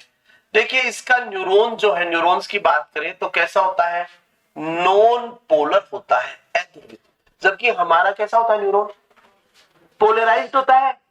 एक तरफ तो एक्सोन है, एक तरफ डेंड्राइट्स है, यहाँ पर एक्सोन और डेंड्राइट्स जैसा विभेदन ही नहीं है, नॉन पोलर होता है। क्या लिखेंगे, केवल सोमा या साइटोन या क्या बताएंगे बच्चों, सेल बॉडी पाई जाती है। न्यूरॉन केवल सोमा, साइटोन या सेल बॉडी का बना होता है।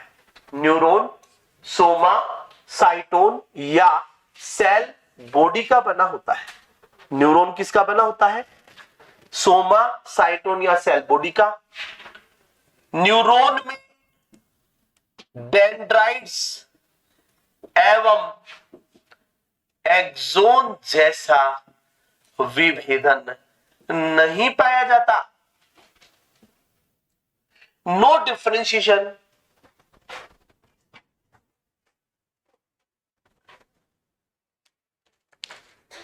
डेंड्राइट्स और एक्सोन्स के रूप में कोई डिफरेंशिएशन यहां देखने को नहीं मिलता।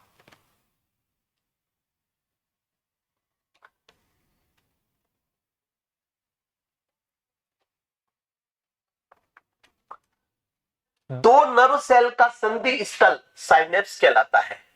दो नर्व सेल कह दो, तंत्रिका कोशिका कह दो, एक ही बात है। दो नर्व सेल का संधि स्थल, दो नर्व सेल का जो जॉइंट है वो जॉइंट क्या कहलाएगा बच्चों? सिनेप्स कहलाता है। दो तंत्रिका कोशिकाओं का संधि स्थल क्या कहलाता है? सिनेप्स कहलाता है।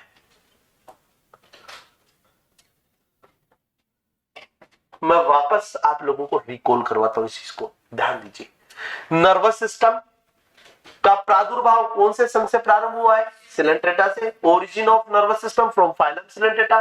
कैसा होता है? सिंपल होता है, प्रिमिटिव होता है, कैसा होता है? डिफ्यूज्ड होता है। नर्वस सिस्टम किस रूप में पाया जाता है? नर्व नेट के रूप में। तंत्रिका कोशिकाओं का जाल ही प्रेजेंट है। तंत्रिका कोशिका कहती है कि भैया मेरे में तो केवल साइटोन या सेल बॉडी या सोमा पाया जाता है, डेंड्राइट्स और एक्सोन्स जैसा विभेदन नहीं पाया जाता। फिर आप लोग यहां पर बताएंगे कि न्यूरॉन कहता है मैं तो भैया नॉन पोलर हूं। कैसा होता है? Non polar. अच्छा, इंपल्स का यदि कंडक्शन हो तो क्या दिशा एक पर्टिकुलर दिशा में हो जाएगा क्या? इंपल्स का कंडक्शन अनडायरेक्शनल होता है। लिखिए, नर्व इंपल्स का कंडक्शन, नर्व आवेग का, तंत्रिकीय आवेग का संचरण, नर्व इंपल्स का ट्रांसमिशन या का संचरण, नर्व इंपल्स का संचरण, ट्रांसमिशन ऑफ नर्व इंपल्स, तंत्रिका आवेग का संचरण कैसा होता है? अनडायरेक्शनल होता है, मतलब रैंडमली होगा। मूवमेंट जो होगा वो कैसा होगा? दिशाहीन होगा। कैसा होगा बच्चों? अनडायरेक्शनल, मतलब दिशाहीन होता है। कैसा होता है? दिशाहीन होता है, कोई दिशा फिक्स नहीं है। लिख लिया? अगला लिखो करेक्टर। सिलेंट्रेटा में पैरासाइट फॉर्म, सिलेंट्रेटा में पैरासाइट फॉर्म एब्सेंट। इसमें कोई पैरासाइट नहीं पाया जाता, इसमें कहीं कोई पैरासाइट फॉर्म नहीं देखने को मिली अभी तक। आगे भविष्य में क्या होता है अलग बात है। अभी तक सिलेंट्रेट्स के अंदर पैरासाइट फॉर्म्स नहीं पाई जाती। परजीवी जंतु अनुपस्थित है, परजीवी नहीं पाए जाते।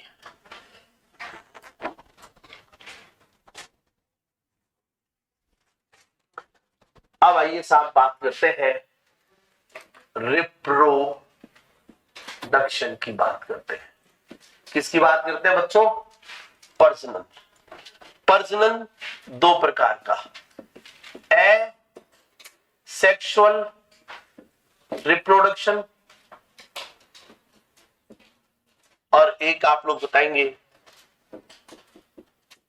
Sexual reproduction.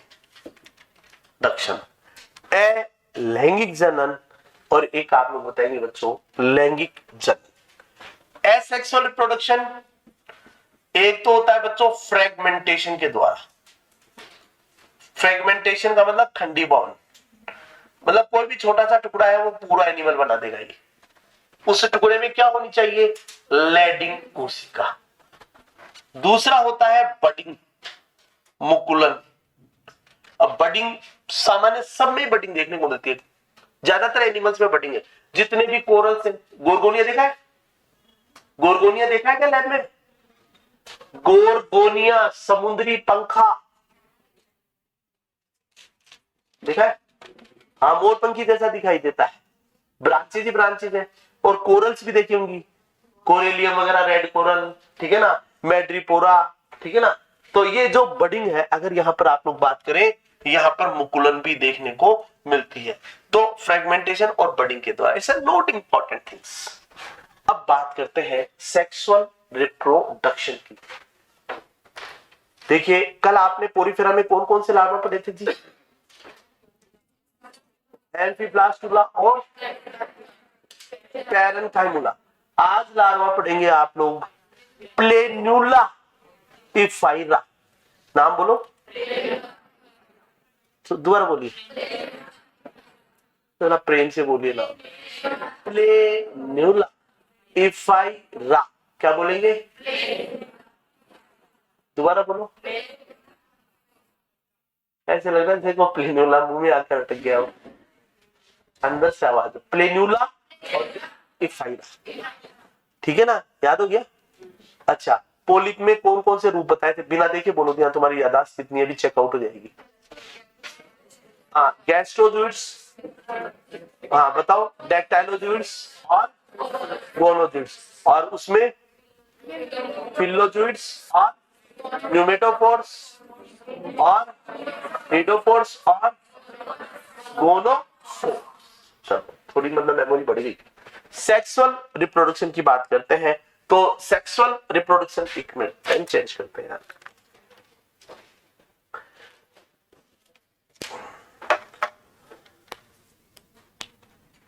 लिखो, सेक्सुअल रिप्रोडक्शन, एनिमल यूनिसेक्सुअल हो सकता है, एक लिंगी, या एनिमल आपका कैसा हो सकता है, बाइसेक्सुअल, द्विलिंगी।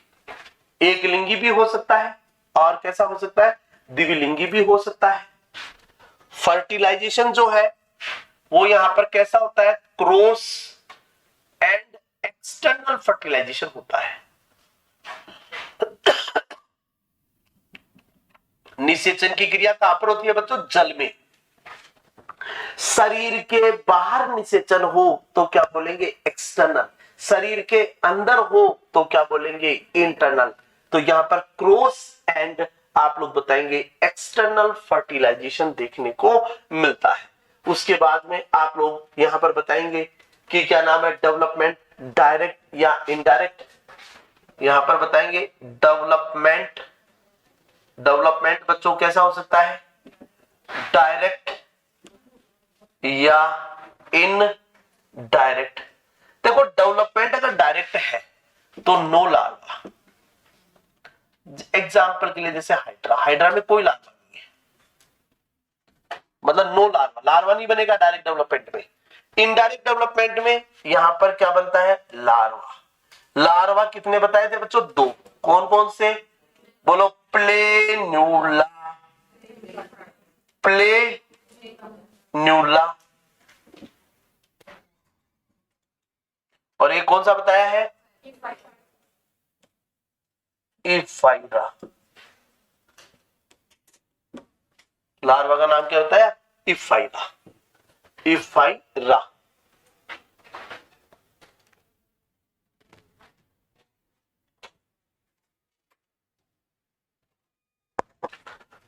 प्लेनुला जो है वो किसका लार्वा है? ओबेलिया का।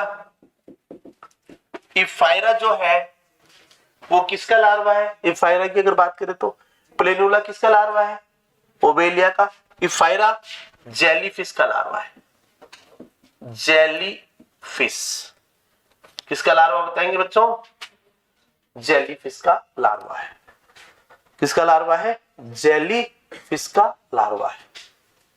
तो asexual reproduction, sexual reproduction, sexual reproduction में unisexual, bisexual, cross and external fertilization है। डेवलपमेंट आप बताएंगे डायरेक्ट और इनडायरेक्ट। अगर डायरेक्ट डेवलपमेंट होगा तो लार्वा नहीं बनेगा, इनडायरेक्ट डेवलपमेंट होगा, दो प्रकार के लार्वा, प्लेनुला और एक क्या बनेगा? इफाइरा। प्लेनुला और एक क्या बताया आपको? इफाइरा। क्लियर? आगे आइए, देखिए इस संघ के जंतुओं में रीजनरेशन की अपार क्षमता देखने को मिलती है।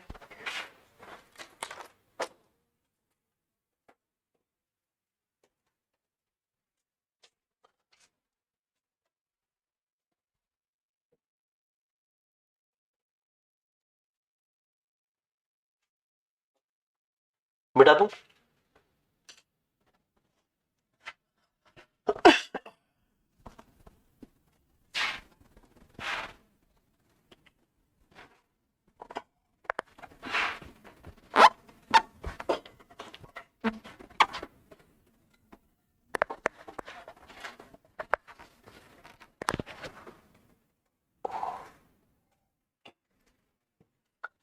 अच्छा जी,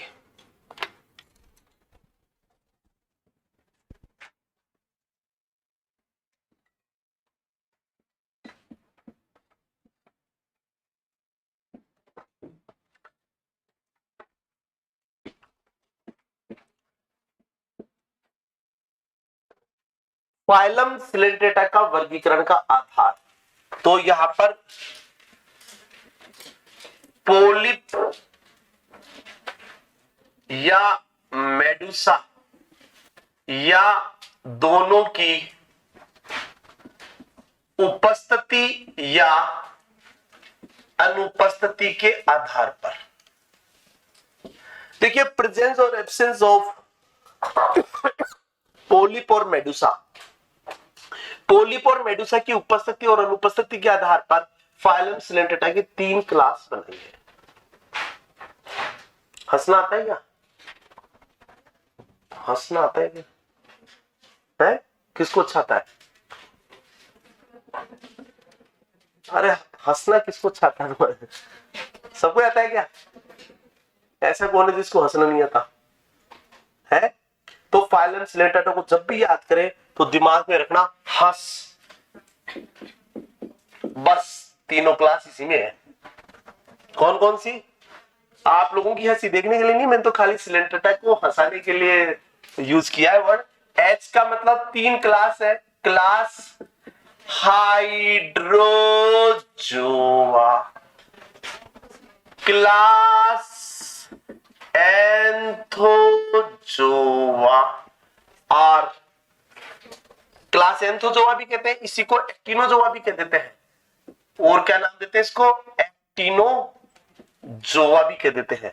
और एस का मतलब क्लास साइफोजोआ। क्या बोलते हैं बच्चों इसको? Scyphozoa, Scyphozoa.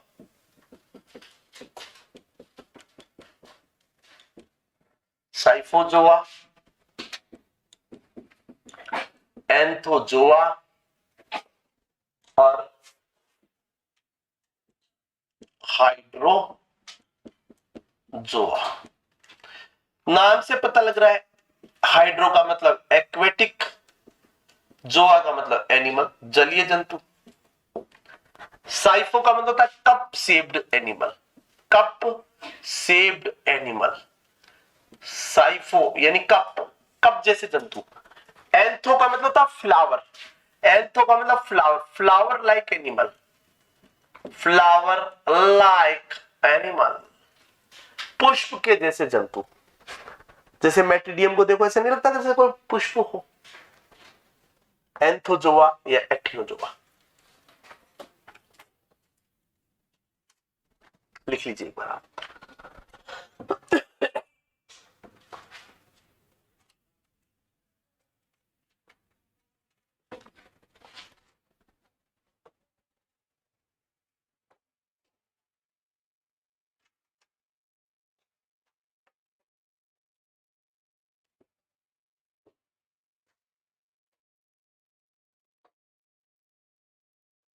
कर लिया क्या? हो गया सबका? अब देखिए हाइड्रोजोआ में क्या है। हाइड्रोजोआ में बताएंगे पोलिप यहां पर कैसा होता है? सुविकसित, वेल डेवलप। कैसा होता है बच्चों? सुविकसित। जबकि मेडुसा यहां पर क्या बताएंगे? अल्प विकसित, पुअरली डेवलप्ड। साइफोजोआ में क्या बताएंगे? पोलिप अल्प विकसित, मेडुसा सुविकसित। एंथोजोआ में क्या बताएंगे? ओनली पोलिप उपस्थित, केवल पोलिप पाए जाते हैं। मेडुसा यहां पर बताएंगे बच्चों एब्सेंट। यहां पर मेडुसा जो है वो क्या होती है? एब्सेंट होती है।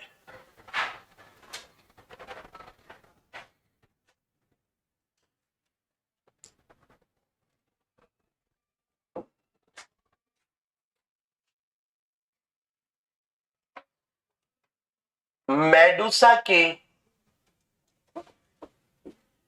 किनारों पर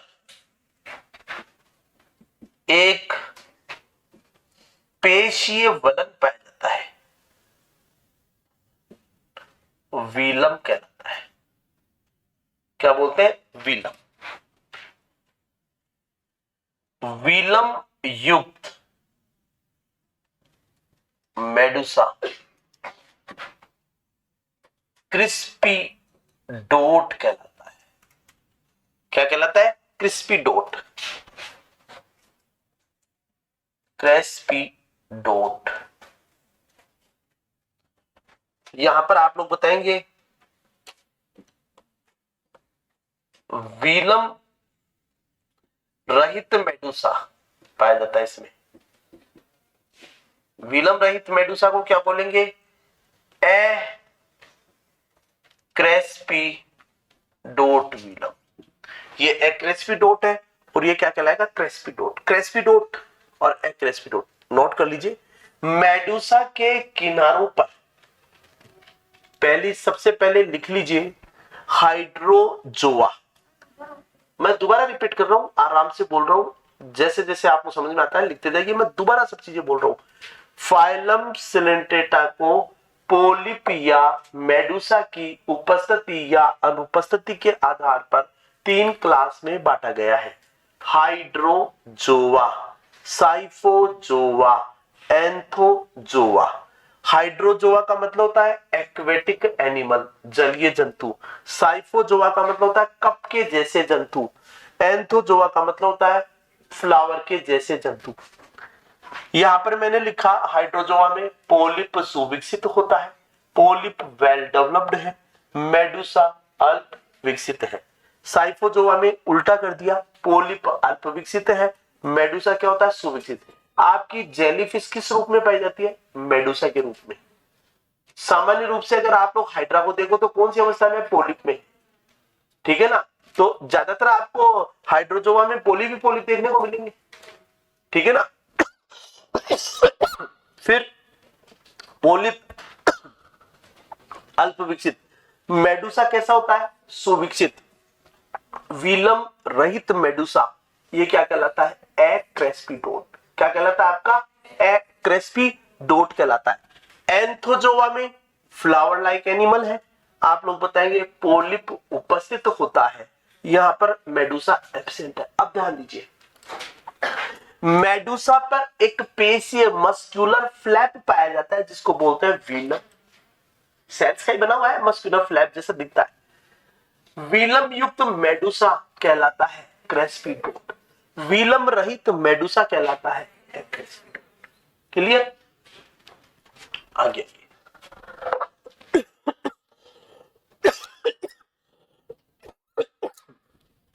सॉरी। अब एग्जाम्पल लिखो हाइड्रोजोआ। हाइड्रोजोआ के example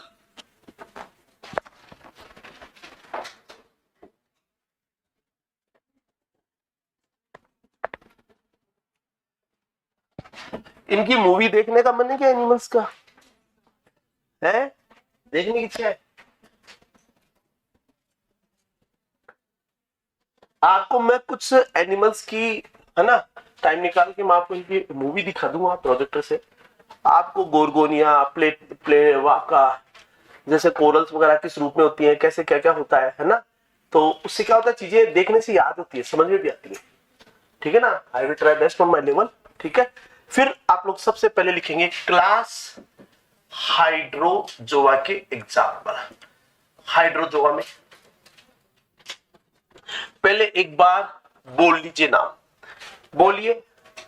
hydra, Velella, Millepora, Millepora, Velella, Velella, Obelia, Hydra, Hydra, Velella, Millepora, Millepora, Physalia, Physalia, Physalia. Physalia को पुर्तगाल का योद्धा कहते हैं, है ना? पोलीमॉर्फिज्म शो करता है, ये बहुरूपता प्रदर्शित करता है। ठीक है ना? तो यहां पर सबसे पहले लिखेंगे हाइड्रा। हाइड्रा जो है ये आप लोग याद रखेंगे, हाइड्रा हाइड्रा को अगर मैं कहूं तो ये ओनली केवल पोलिप अवस्था में पाया जाता है, केवल पोलिप अवस्था। ओबेलिया, ओबेलिया किस रूप में पाया जाता है? कॉलोनी के रूप में पाया जाता है। ओबेलिया बच्चों किस रूप में पाया जाता है? कॉलोनी के रूप में पाया जाता है। परीक्षा में बहुत बार पूछा है, सीफर किसे कहा जाता है? ओबेलिया को सीफर। सीफर याद रखना, आईएमपी लगा लो, रेड पेन से अंडरलाइन कर लो, ये परीक्षाओं के सवाल है, चलते फिरते सवाल कहते हैं इनको परीक्षाओं के। ओबेलिया कॉलोनी सीफर, सीफर के नाम से जानते हैं, और इसमें स्पष्ट मेटा जेनेसिस देखने को मिलती है। वेलेला, वेलेला लिटिल स्नेल, छोटी नाव, इसको किस नाम से जानते हैं? छोटी नाव कहते हैं, लिटिल स्नेल। फाइसेलिया, फाइसेलिया,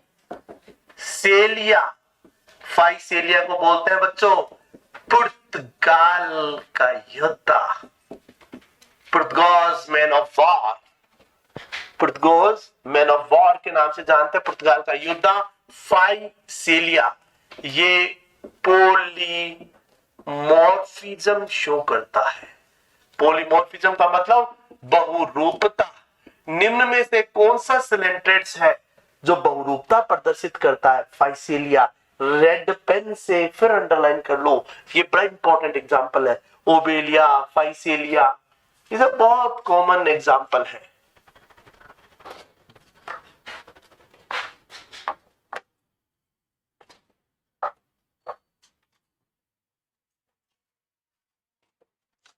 फिर बच्चों लिखेंगे मेलिपोरा, मेलिपोरा,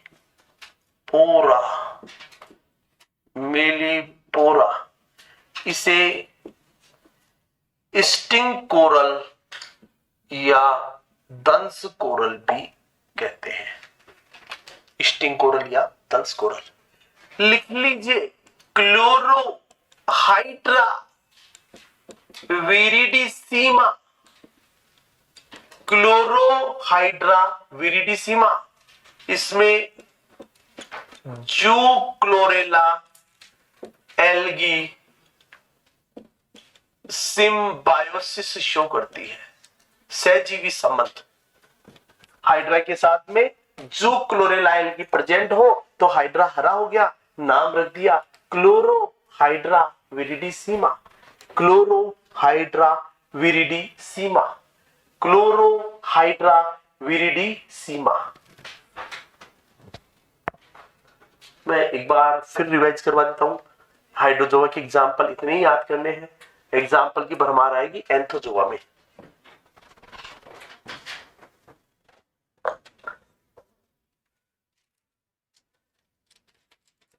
आप 3 एग्जाम्पल पर टिक लगा लीजिए, ओबेलिया, फाइसेलिया, मेलिपोरा। परीक्षा में सामान्यतः यही पूछे जाते हैं। सबसे ज्यादा ओबेलिया और फाइसेलिया, इन पर डबल डबल टिक लगा लो। आप और मत कहना साहब ये इंपॉर्टेंट ही बता दो। हो गया भाई सबका? ममता जी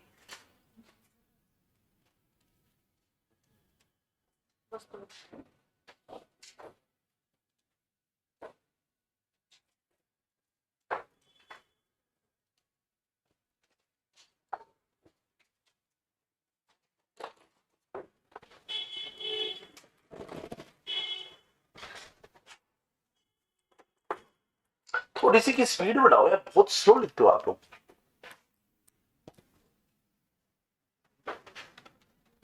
है ना?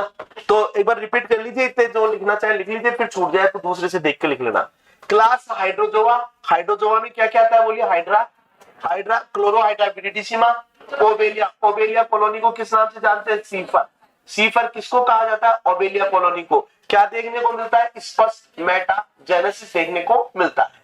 फिर उसके बाद में आप लोग बताएंगे फाइसेलिया। फाइसेलिया को क्या बोलते हैं? पुर्तगाल का योद्धा। इसमें क्या देखने को मिलता है? पॉलीमॉर्फिज्म देखने को मिलता है। वेनिला को क्या बोलते हैं? छोटी नाव, लिटिल स्नेल के नाम से जानते हैं। और एक होता है मीलीपोरा, जिसको आप लोग क्या बोलेंगे? स्टिंग कोरल के नाम से, दंश कोरल के नाम से जानते हैं। अब नेक्स्ट लिखिए क्लास साइफोजोआ। क्लास लिखेंगे साइफोजोआ। क्या हो गया? क्या? अच्छा, जिन बच्चों को देने थे। हाँ भाई, एक इंपॉर्टेंट बात, इस बार आप लोगों को पेपर दे दिए जाएंगे। अगली बार कोई भी बच्चा जो टेस्ट में प्रेजेंट रहेगा उसी को पेपर मिलेगा, बाकी किसी और को पेपर नहीं दिया जाएगा।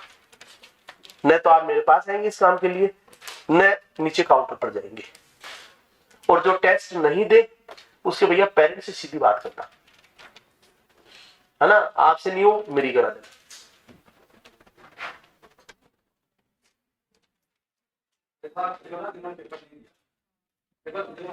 सीमा, तुमने पेपर क्यों नहीं दिया कल?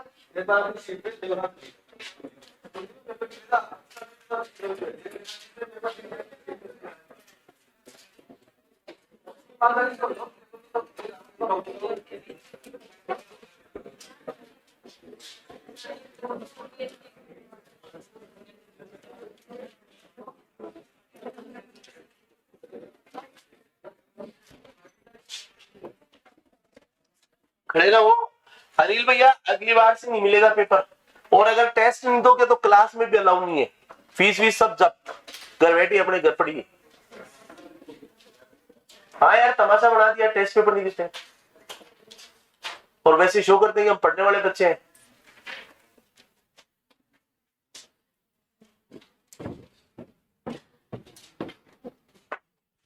क्लास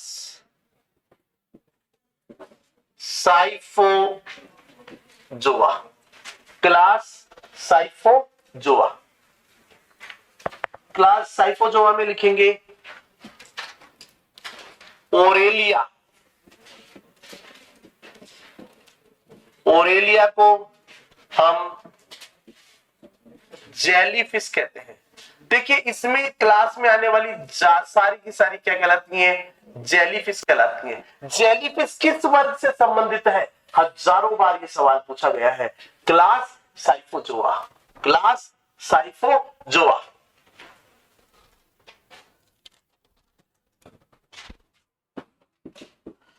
साइनिया। साइनिया, इसे हम लोग, साइनिया जो है ये लार्जेस्ट जेलीफिश है। लार्जेस्ट जेलीफिश, लंबाई इसकी, मतलब इसका डायमीटर 40 मीटर। 40 मीटर बहुत होता है, बहुत बड़ा होता है, ठीक है ना। और सूरज के जैसी दिखती है, संजेली के नाम से जानते हैं। मैं आप लोगों को जेलीफिश का डांस दिखाऊंगा। सन जेली कहते हैं इसको। राइजोस्टोमा। राइजोस्टोमा, इसमें अनेक मुख पाए जाते हैं। Several mouth. राइजोस्टोमा। मैं तो सिर्फ आपको कहूंगा इस ओरेलिया को दिमाग में रख लेना। कभी कोई गलती से पूछ ले साइनिया तो बात एक अलग है। ये कार्निवोरस होती है भैया, खतरनाक होती है। मैं इसकी एक वो देख रहा था, एक बड़ी शार्क फिश को अंदर ले गई है, पूरी की पूरी शार्क मछली को। ये जेलीफिश सिलेंट्रेट्स किसको खा रहे हैं? पीसीज को। फिर मैंने सोचा अगर होमोसेपियंस होता तो उसको भी ले जाती है तो अंदर। वो हंटर नहीं आता क्या, उसी तरह लपेट के पूरा का पूरा अंदर की तरफ। और ऐसा लगता है जैसे उसी में धागे में लपेट के वो मार दे, जैसे वो अजगर नहीं करता क्या, अजगर की तरह हड्डियां खुड़गा देती है ये अच्छे से खाते से।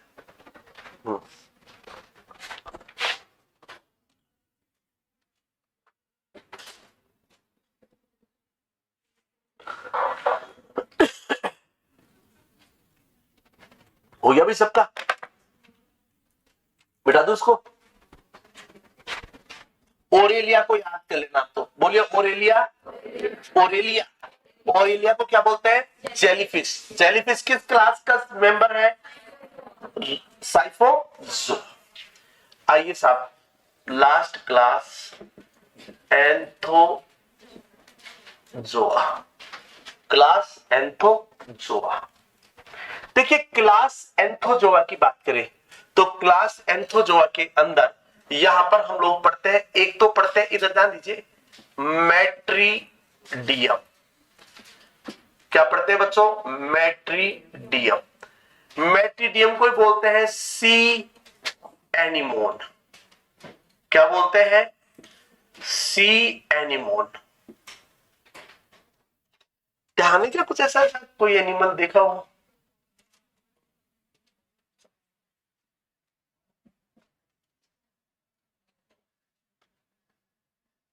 याद आ रहा हो? है फ्लावर जैसा दिखता है मैट्रीडियम, या क्या बोलते हैं? सी एनिमोन। इसी को बोलते हैं एडमशिया। याद रखेंगे, बाई रेडियल सिमेट्री पाई जाती है, द्विअरीय सममिति। परीक्षा का सवाल, सी एनिमोन किस वर्ग से संबंधित है? एंथोजोआ। ठीक है ना, सी एनिमोन मैट्रीडियम। फिर एक और इंपॉर्टेंट चीज, इसने भी दोस्ती की तो किसके साथ की? तेरे साथ नहीं की विकास? हर्मिट क्रेब के साथ। हाँ, सेम टाइम पे तलाशी रही थी। संडे संडे कौन मना बते थे? ये बनाओ तो बता दीजिए भाई। आप लोगों की क्लास जो है वो यथा समय पर ही रहेंगी। मैं यदि 5 बजे आ गया फ्री होकर, बाकी मैं नहीं आ पाऊंगा, सीधी सी बात है। कल कोई प्रोग्राम है, उसमें एंजॉय करने जाएंगे, तो आप आराम से कल अपने स्तर पर पढ़ना। ठीक है साहब? क्लियर भाई? मैट्रीडियम या क्या बताएंगे, सी एनिमोन या एडमसिया, इसमें क्या पाई जाती है? बाइरेडियल सिमेट्री। हाँ, मैं इसकी दोस्ती की बात कर रहा था, तो इसने दोस्ती भी किसके साथ की? फाइलम आर्थ्रोपोडा के मेंबर के साथ में की। किसके साथ में की? Hermit crab. Hermit crab, hermit crab, इसको बोलते हैं यूपेगरस। यूपेगरस, इसी को बोलते हैं साधु केकड़ा। साधु केकड़ा के साथ सहजीवी संबंध, सिम्बायोटिक रिलेशनशिप शो करता है। ये क्या शो करता है? सहजीवी संबंध। किसके साथ? हर्मिट क्रैब के साथ। इसकी मूवी भी मैं आपको दिखाऊंगा। देखिए, होता क्या है कि एक बार समुद्र का एक कोना था, उसके अंदर एक कोने में हर्मिट क्रैब बैठा हुआ था, एक कॉर्नर के अंदर मैट्रीडियम बैठा हुआ था। मैट्रीडियम भी आंसू बहा रहा था, हर्मिट क्रैब भी आंसू बहा रहा था। फिर हर्मिट क्रैब की नजरें मिली मैट्रीडियम से, मैट्रीडियम की नजरें मिल गई हर्मिट क्रैब से, कि पूछा भाई क्यों रो रहा है? तो मैट्रीडियम कहता है हर्मिट क्रैब को, यार क्या करूं, एक जगह पड़ा पड़ा बोर हो गया, घूमने फिरने का कोई साधन नहीं है, इधर उधर जा ही नहीं सकते यार, इतना बड़ा समुद्र है, मैं बहुत कुछ देखना चाहता हूं, मेरी बहुत कुछ इच्छाएं हैं, लेकिन क्या करूं, जा नहीं सकता मैं। हर्मिट क्रैब कहता है यार मैं आ जा सकता हूं पूरे समुद्र में, पर मेरे दुश्मन बहुत है, जहां जाता हूं कोई ना कोई खाने के लिए दौड़ता है मेरे को। सी एनिमोन कहता है औकात नहीं कि इसी की मेरी तरफ नजर उठाकर देख ले, है ना, हर आदमी डरता है मुझसे, हर एनिमल डरता है मुझसे। तो फिर हर्मिट क्रैब ने कहा ना कि यार हम दोनों दोस्ती कर लेते हैं, तो मैट्रीडियम तुरंत हर्मिट क्रैब की पीठ पे आगे बैठ गया। अब क्या शो करेगा? ये कैमोफ्लेज शो करेगा। हर्मिट क्रैब को खाने वाले दूसरे जितने भी एनिमल्स थे ना, उससे डर के भाग जाएंगे कि ये क्या लिया है बीच में, ठीक है ना। और ये सी एनिमोन अपने टेंटेकल्स को लहराता हुआ चलता है, किसकी हिम्मत है जो पास आ जाए, ठीक है ना। तो मैट्रीडियम और हर्मिट क्रैब, मैट्रीडियम के डिस्पर्सन में ये सहायता करेगा, उसके माइग्रेशन में सहायता करेगा, स्पीसीज का माइग्रेशन करवाएगा, और हर्मिट क्रैब को ये क्या करेगा? प्रोटेक्शन प्रदान करता है, सुरक्षा प्रदान करता है। होगी दोनों में दोस्ती, है ना। मैट्रीडियम और हर्मिट क्रैब, आईएमपी लगा लीजिए, इंपॉर्टेंट है ये परीक्षा के लिए, इसलिए ये दोस्ती याद करवाइए मैंने आपको। दूसरा इसमें आते हैं कोरल्स। क्या आते हैं बच्चों? कोरल्स आते हैं।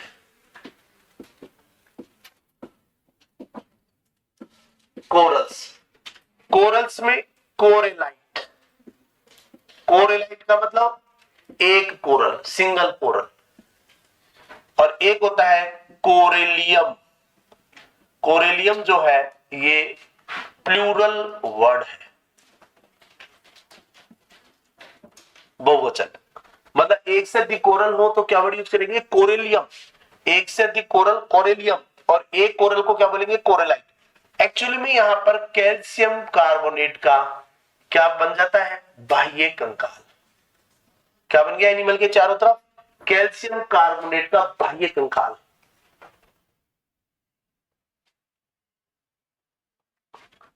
कैल्शियम कार्बोनेट का क्या बन जाता है, बाह्य कंकाल बन जाता है।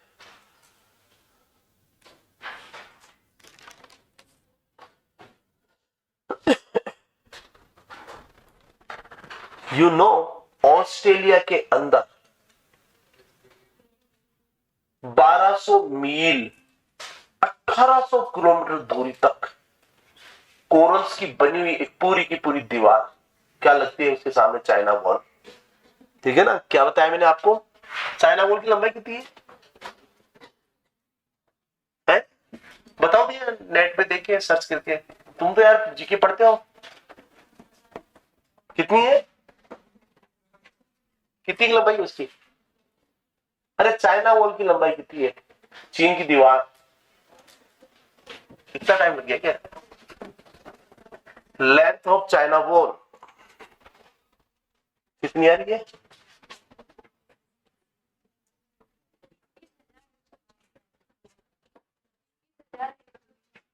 21,196 किलोमीटर है यार, इतनी लंबी कहां है, किलोमीटर ही क्या दिखा ना। और यार इस तो कोरल को भी मात देगी। मेरे को तो ऐसा था कि हो गई 300-400 किलोमीटर की, तो खतरनाक दीवार इस है। चलो कोई बात नहीं, अपने ऑस्ट्रेलिया की बॉल, ऑस्ट्रेलिया के अंदर क्या बताएंगे, 1200 मील या 1800 किलोमीटर लंबी क्या पाई जाती है, ग्रेट बैरियर रीफ। आईएमपी लगा लो, ग्रेट बैरियर रीफ।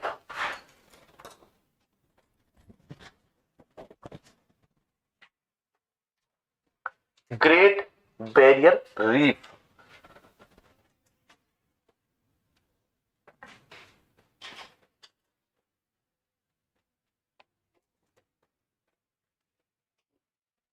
हो गया।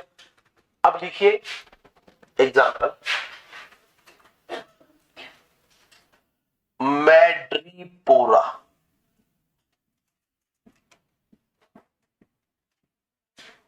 वो था मीलीपोरा स्टिंकोरल, ये है मैड्रीपोरा। ठीक है ना, मैड्रीपोरा, इसको बोलते हैं स्टैग हॉर्न कोरल। बारहसिंगा, बारहसिंगा नहीं होता क्या उसके जैसे होता है, इस तरह से, इस टाइप का होता है ये, तो स्टैग हॉर्न कोरल कहते हैं इसको। क्या बोलते हैं, स्टैग हॉर्न कोरल के नाम से जानते हैं, स्टैग हॉर्न कोरल। मैड्रीपोरा, मैड्रीपोरा।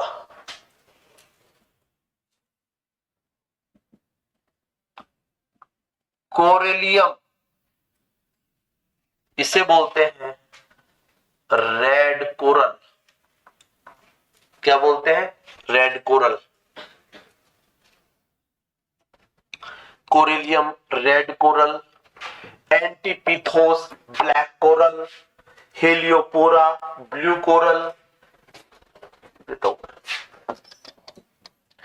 हेलियोपोरा इसको बोलते हैं बच्चों ब्लू कोरल। एंटी पीथोस,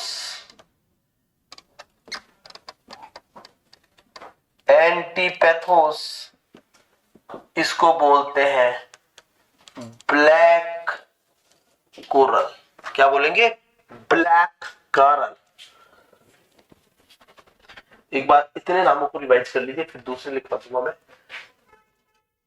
बोले मैड्रिपोरा, मैड्रिपोरा, कोरेलियम, हेलियोपोरा, एंटीपिथोस। सबसे पहले क्या पढ़ा है? सीएनिमोन। सीएनिमोन को क्या बोलते हैं? मैट्रिडियम। एंटीपिथोस को क्या बोलते हैं? Black coral. हेलियोपोरा को क्या बोलेंगे? Blue coral. ठीक है ना? इसको क्या बोलेंगे? Red coral. Fungia, mushroom coral. Fungia क्या बोलते हैं इसको? Mushroom coral. क्या बोलेंगे? Mushroom coral. Mushroom coral.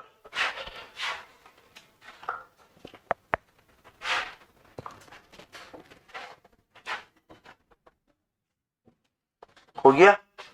फिर एस्ट्रिया, स्टार कोरल। फिर लिखेंगे आईएमपी लगा लो, Alcyonium. Alcyonium is important. Dead man's finger, dead man's finger. IMP लगा लीजिए। मृत व्यक्ति की उंगलियां, कंकाल देखा हुआ है ना? मृत व्यक्ति का कंकाल, तो उसकी जो उंगलियां होती है उसके जैसा, डेड मैंस फिंगर के जैसा दिखाई देता है। एल्सायोनियम।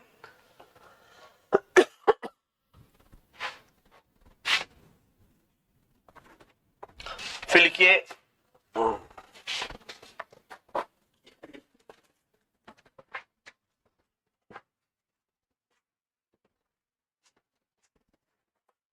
गोरगोनिया, इसको बोलते हैं सी फैन।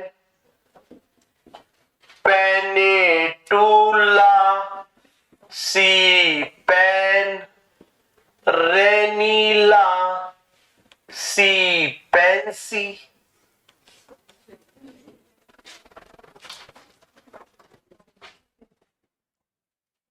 देखो कॉम्बिनेशन बना बना के याद किए जाते हैं, इसे तो याद नहीं रहेगा।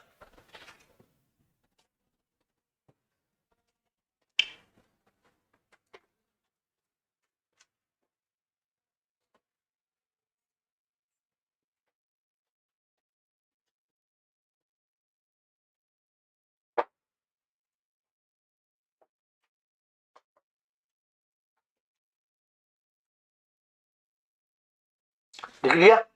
देखो ट्यूबीपोरा, ट्यूबीपोरा,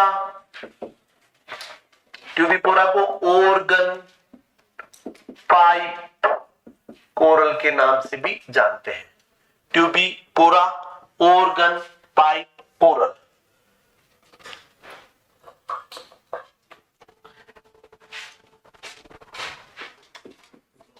ओक्यूलिना, ओक्यूलिना, ओक्यूलिना, आई कोरल। टीरोइड्स वगैरह लिखाऊंगा फिगर्स में, मेरे हिसाब से तो सफिशिएंट नहीं है जो परीक्षा में आते हैं, फिर अनाउंस खूब हो जाएंगे, कोई मतलब नहीं है, हैं? ज्यादा से ज्यादा लिखो तो एक लिखाऊंगा, लिख लो एक विर्गुलेरिया, विर्गुलेरिया, सी स्ट्रिक्स, समुद्री छड़। अरे भैया ये आ जाते हैं इधर उधर से घूम फिर कर, दिमाग की नसें लाने परीक्षाओं में।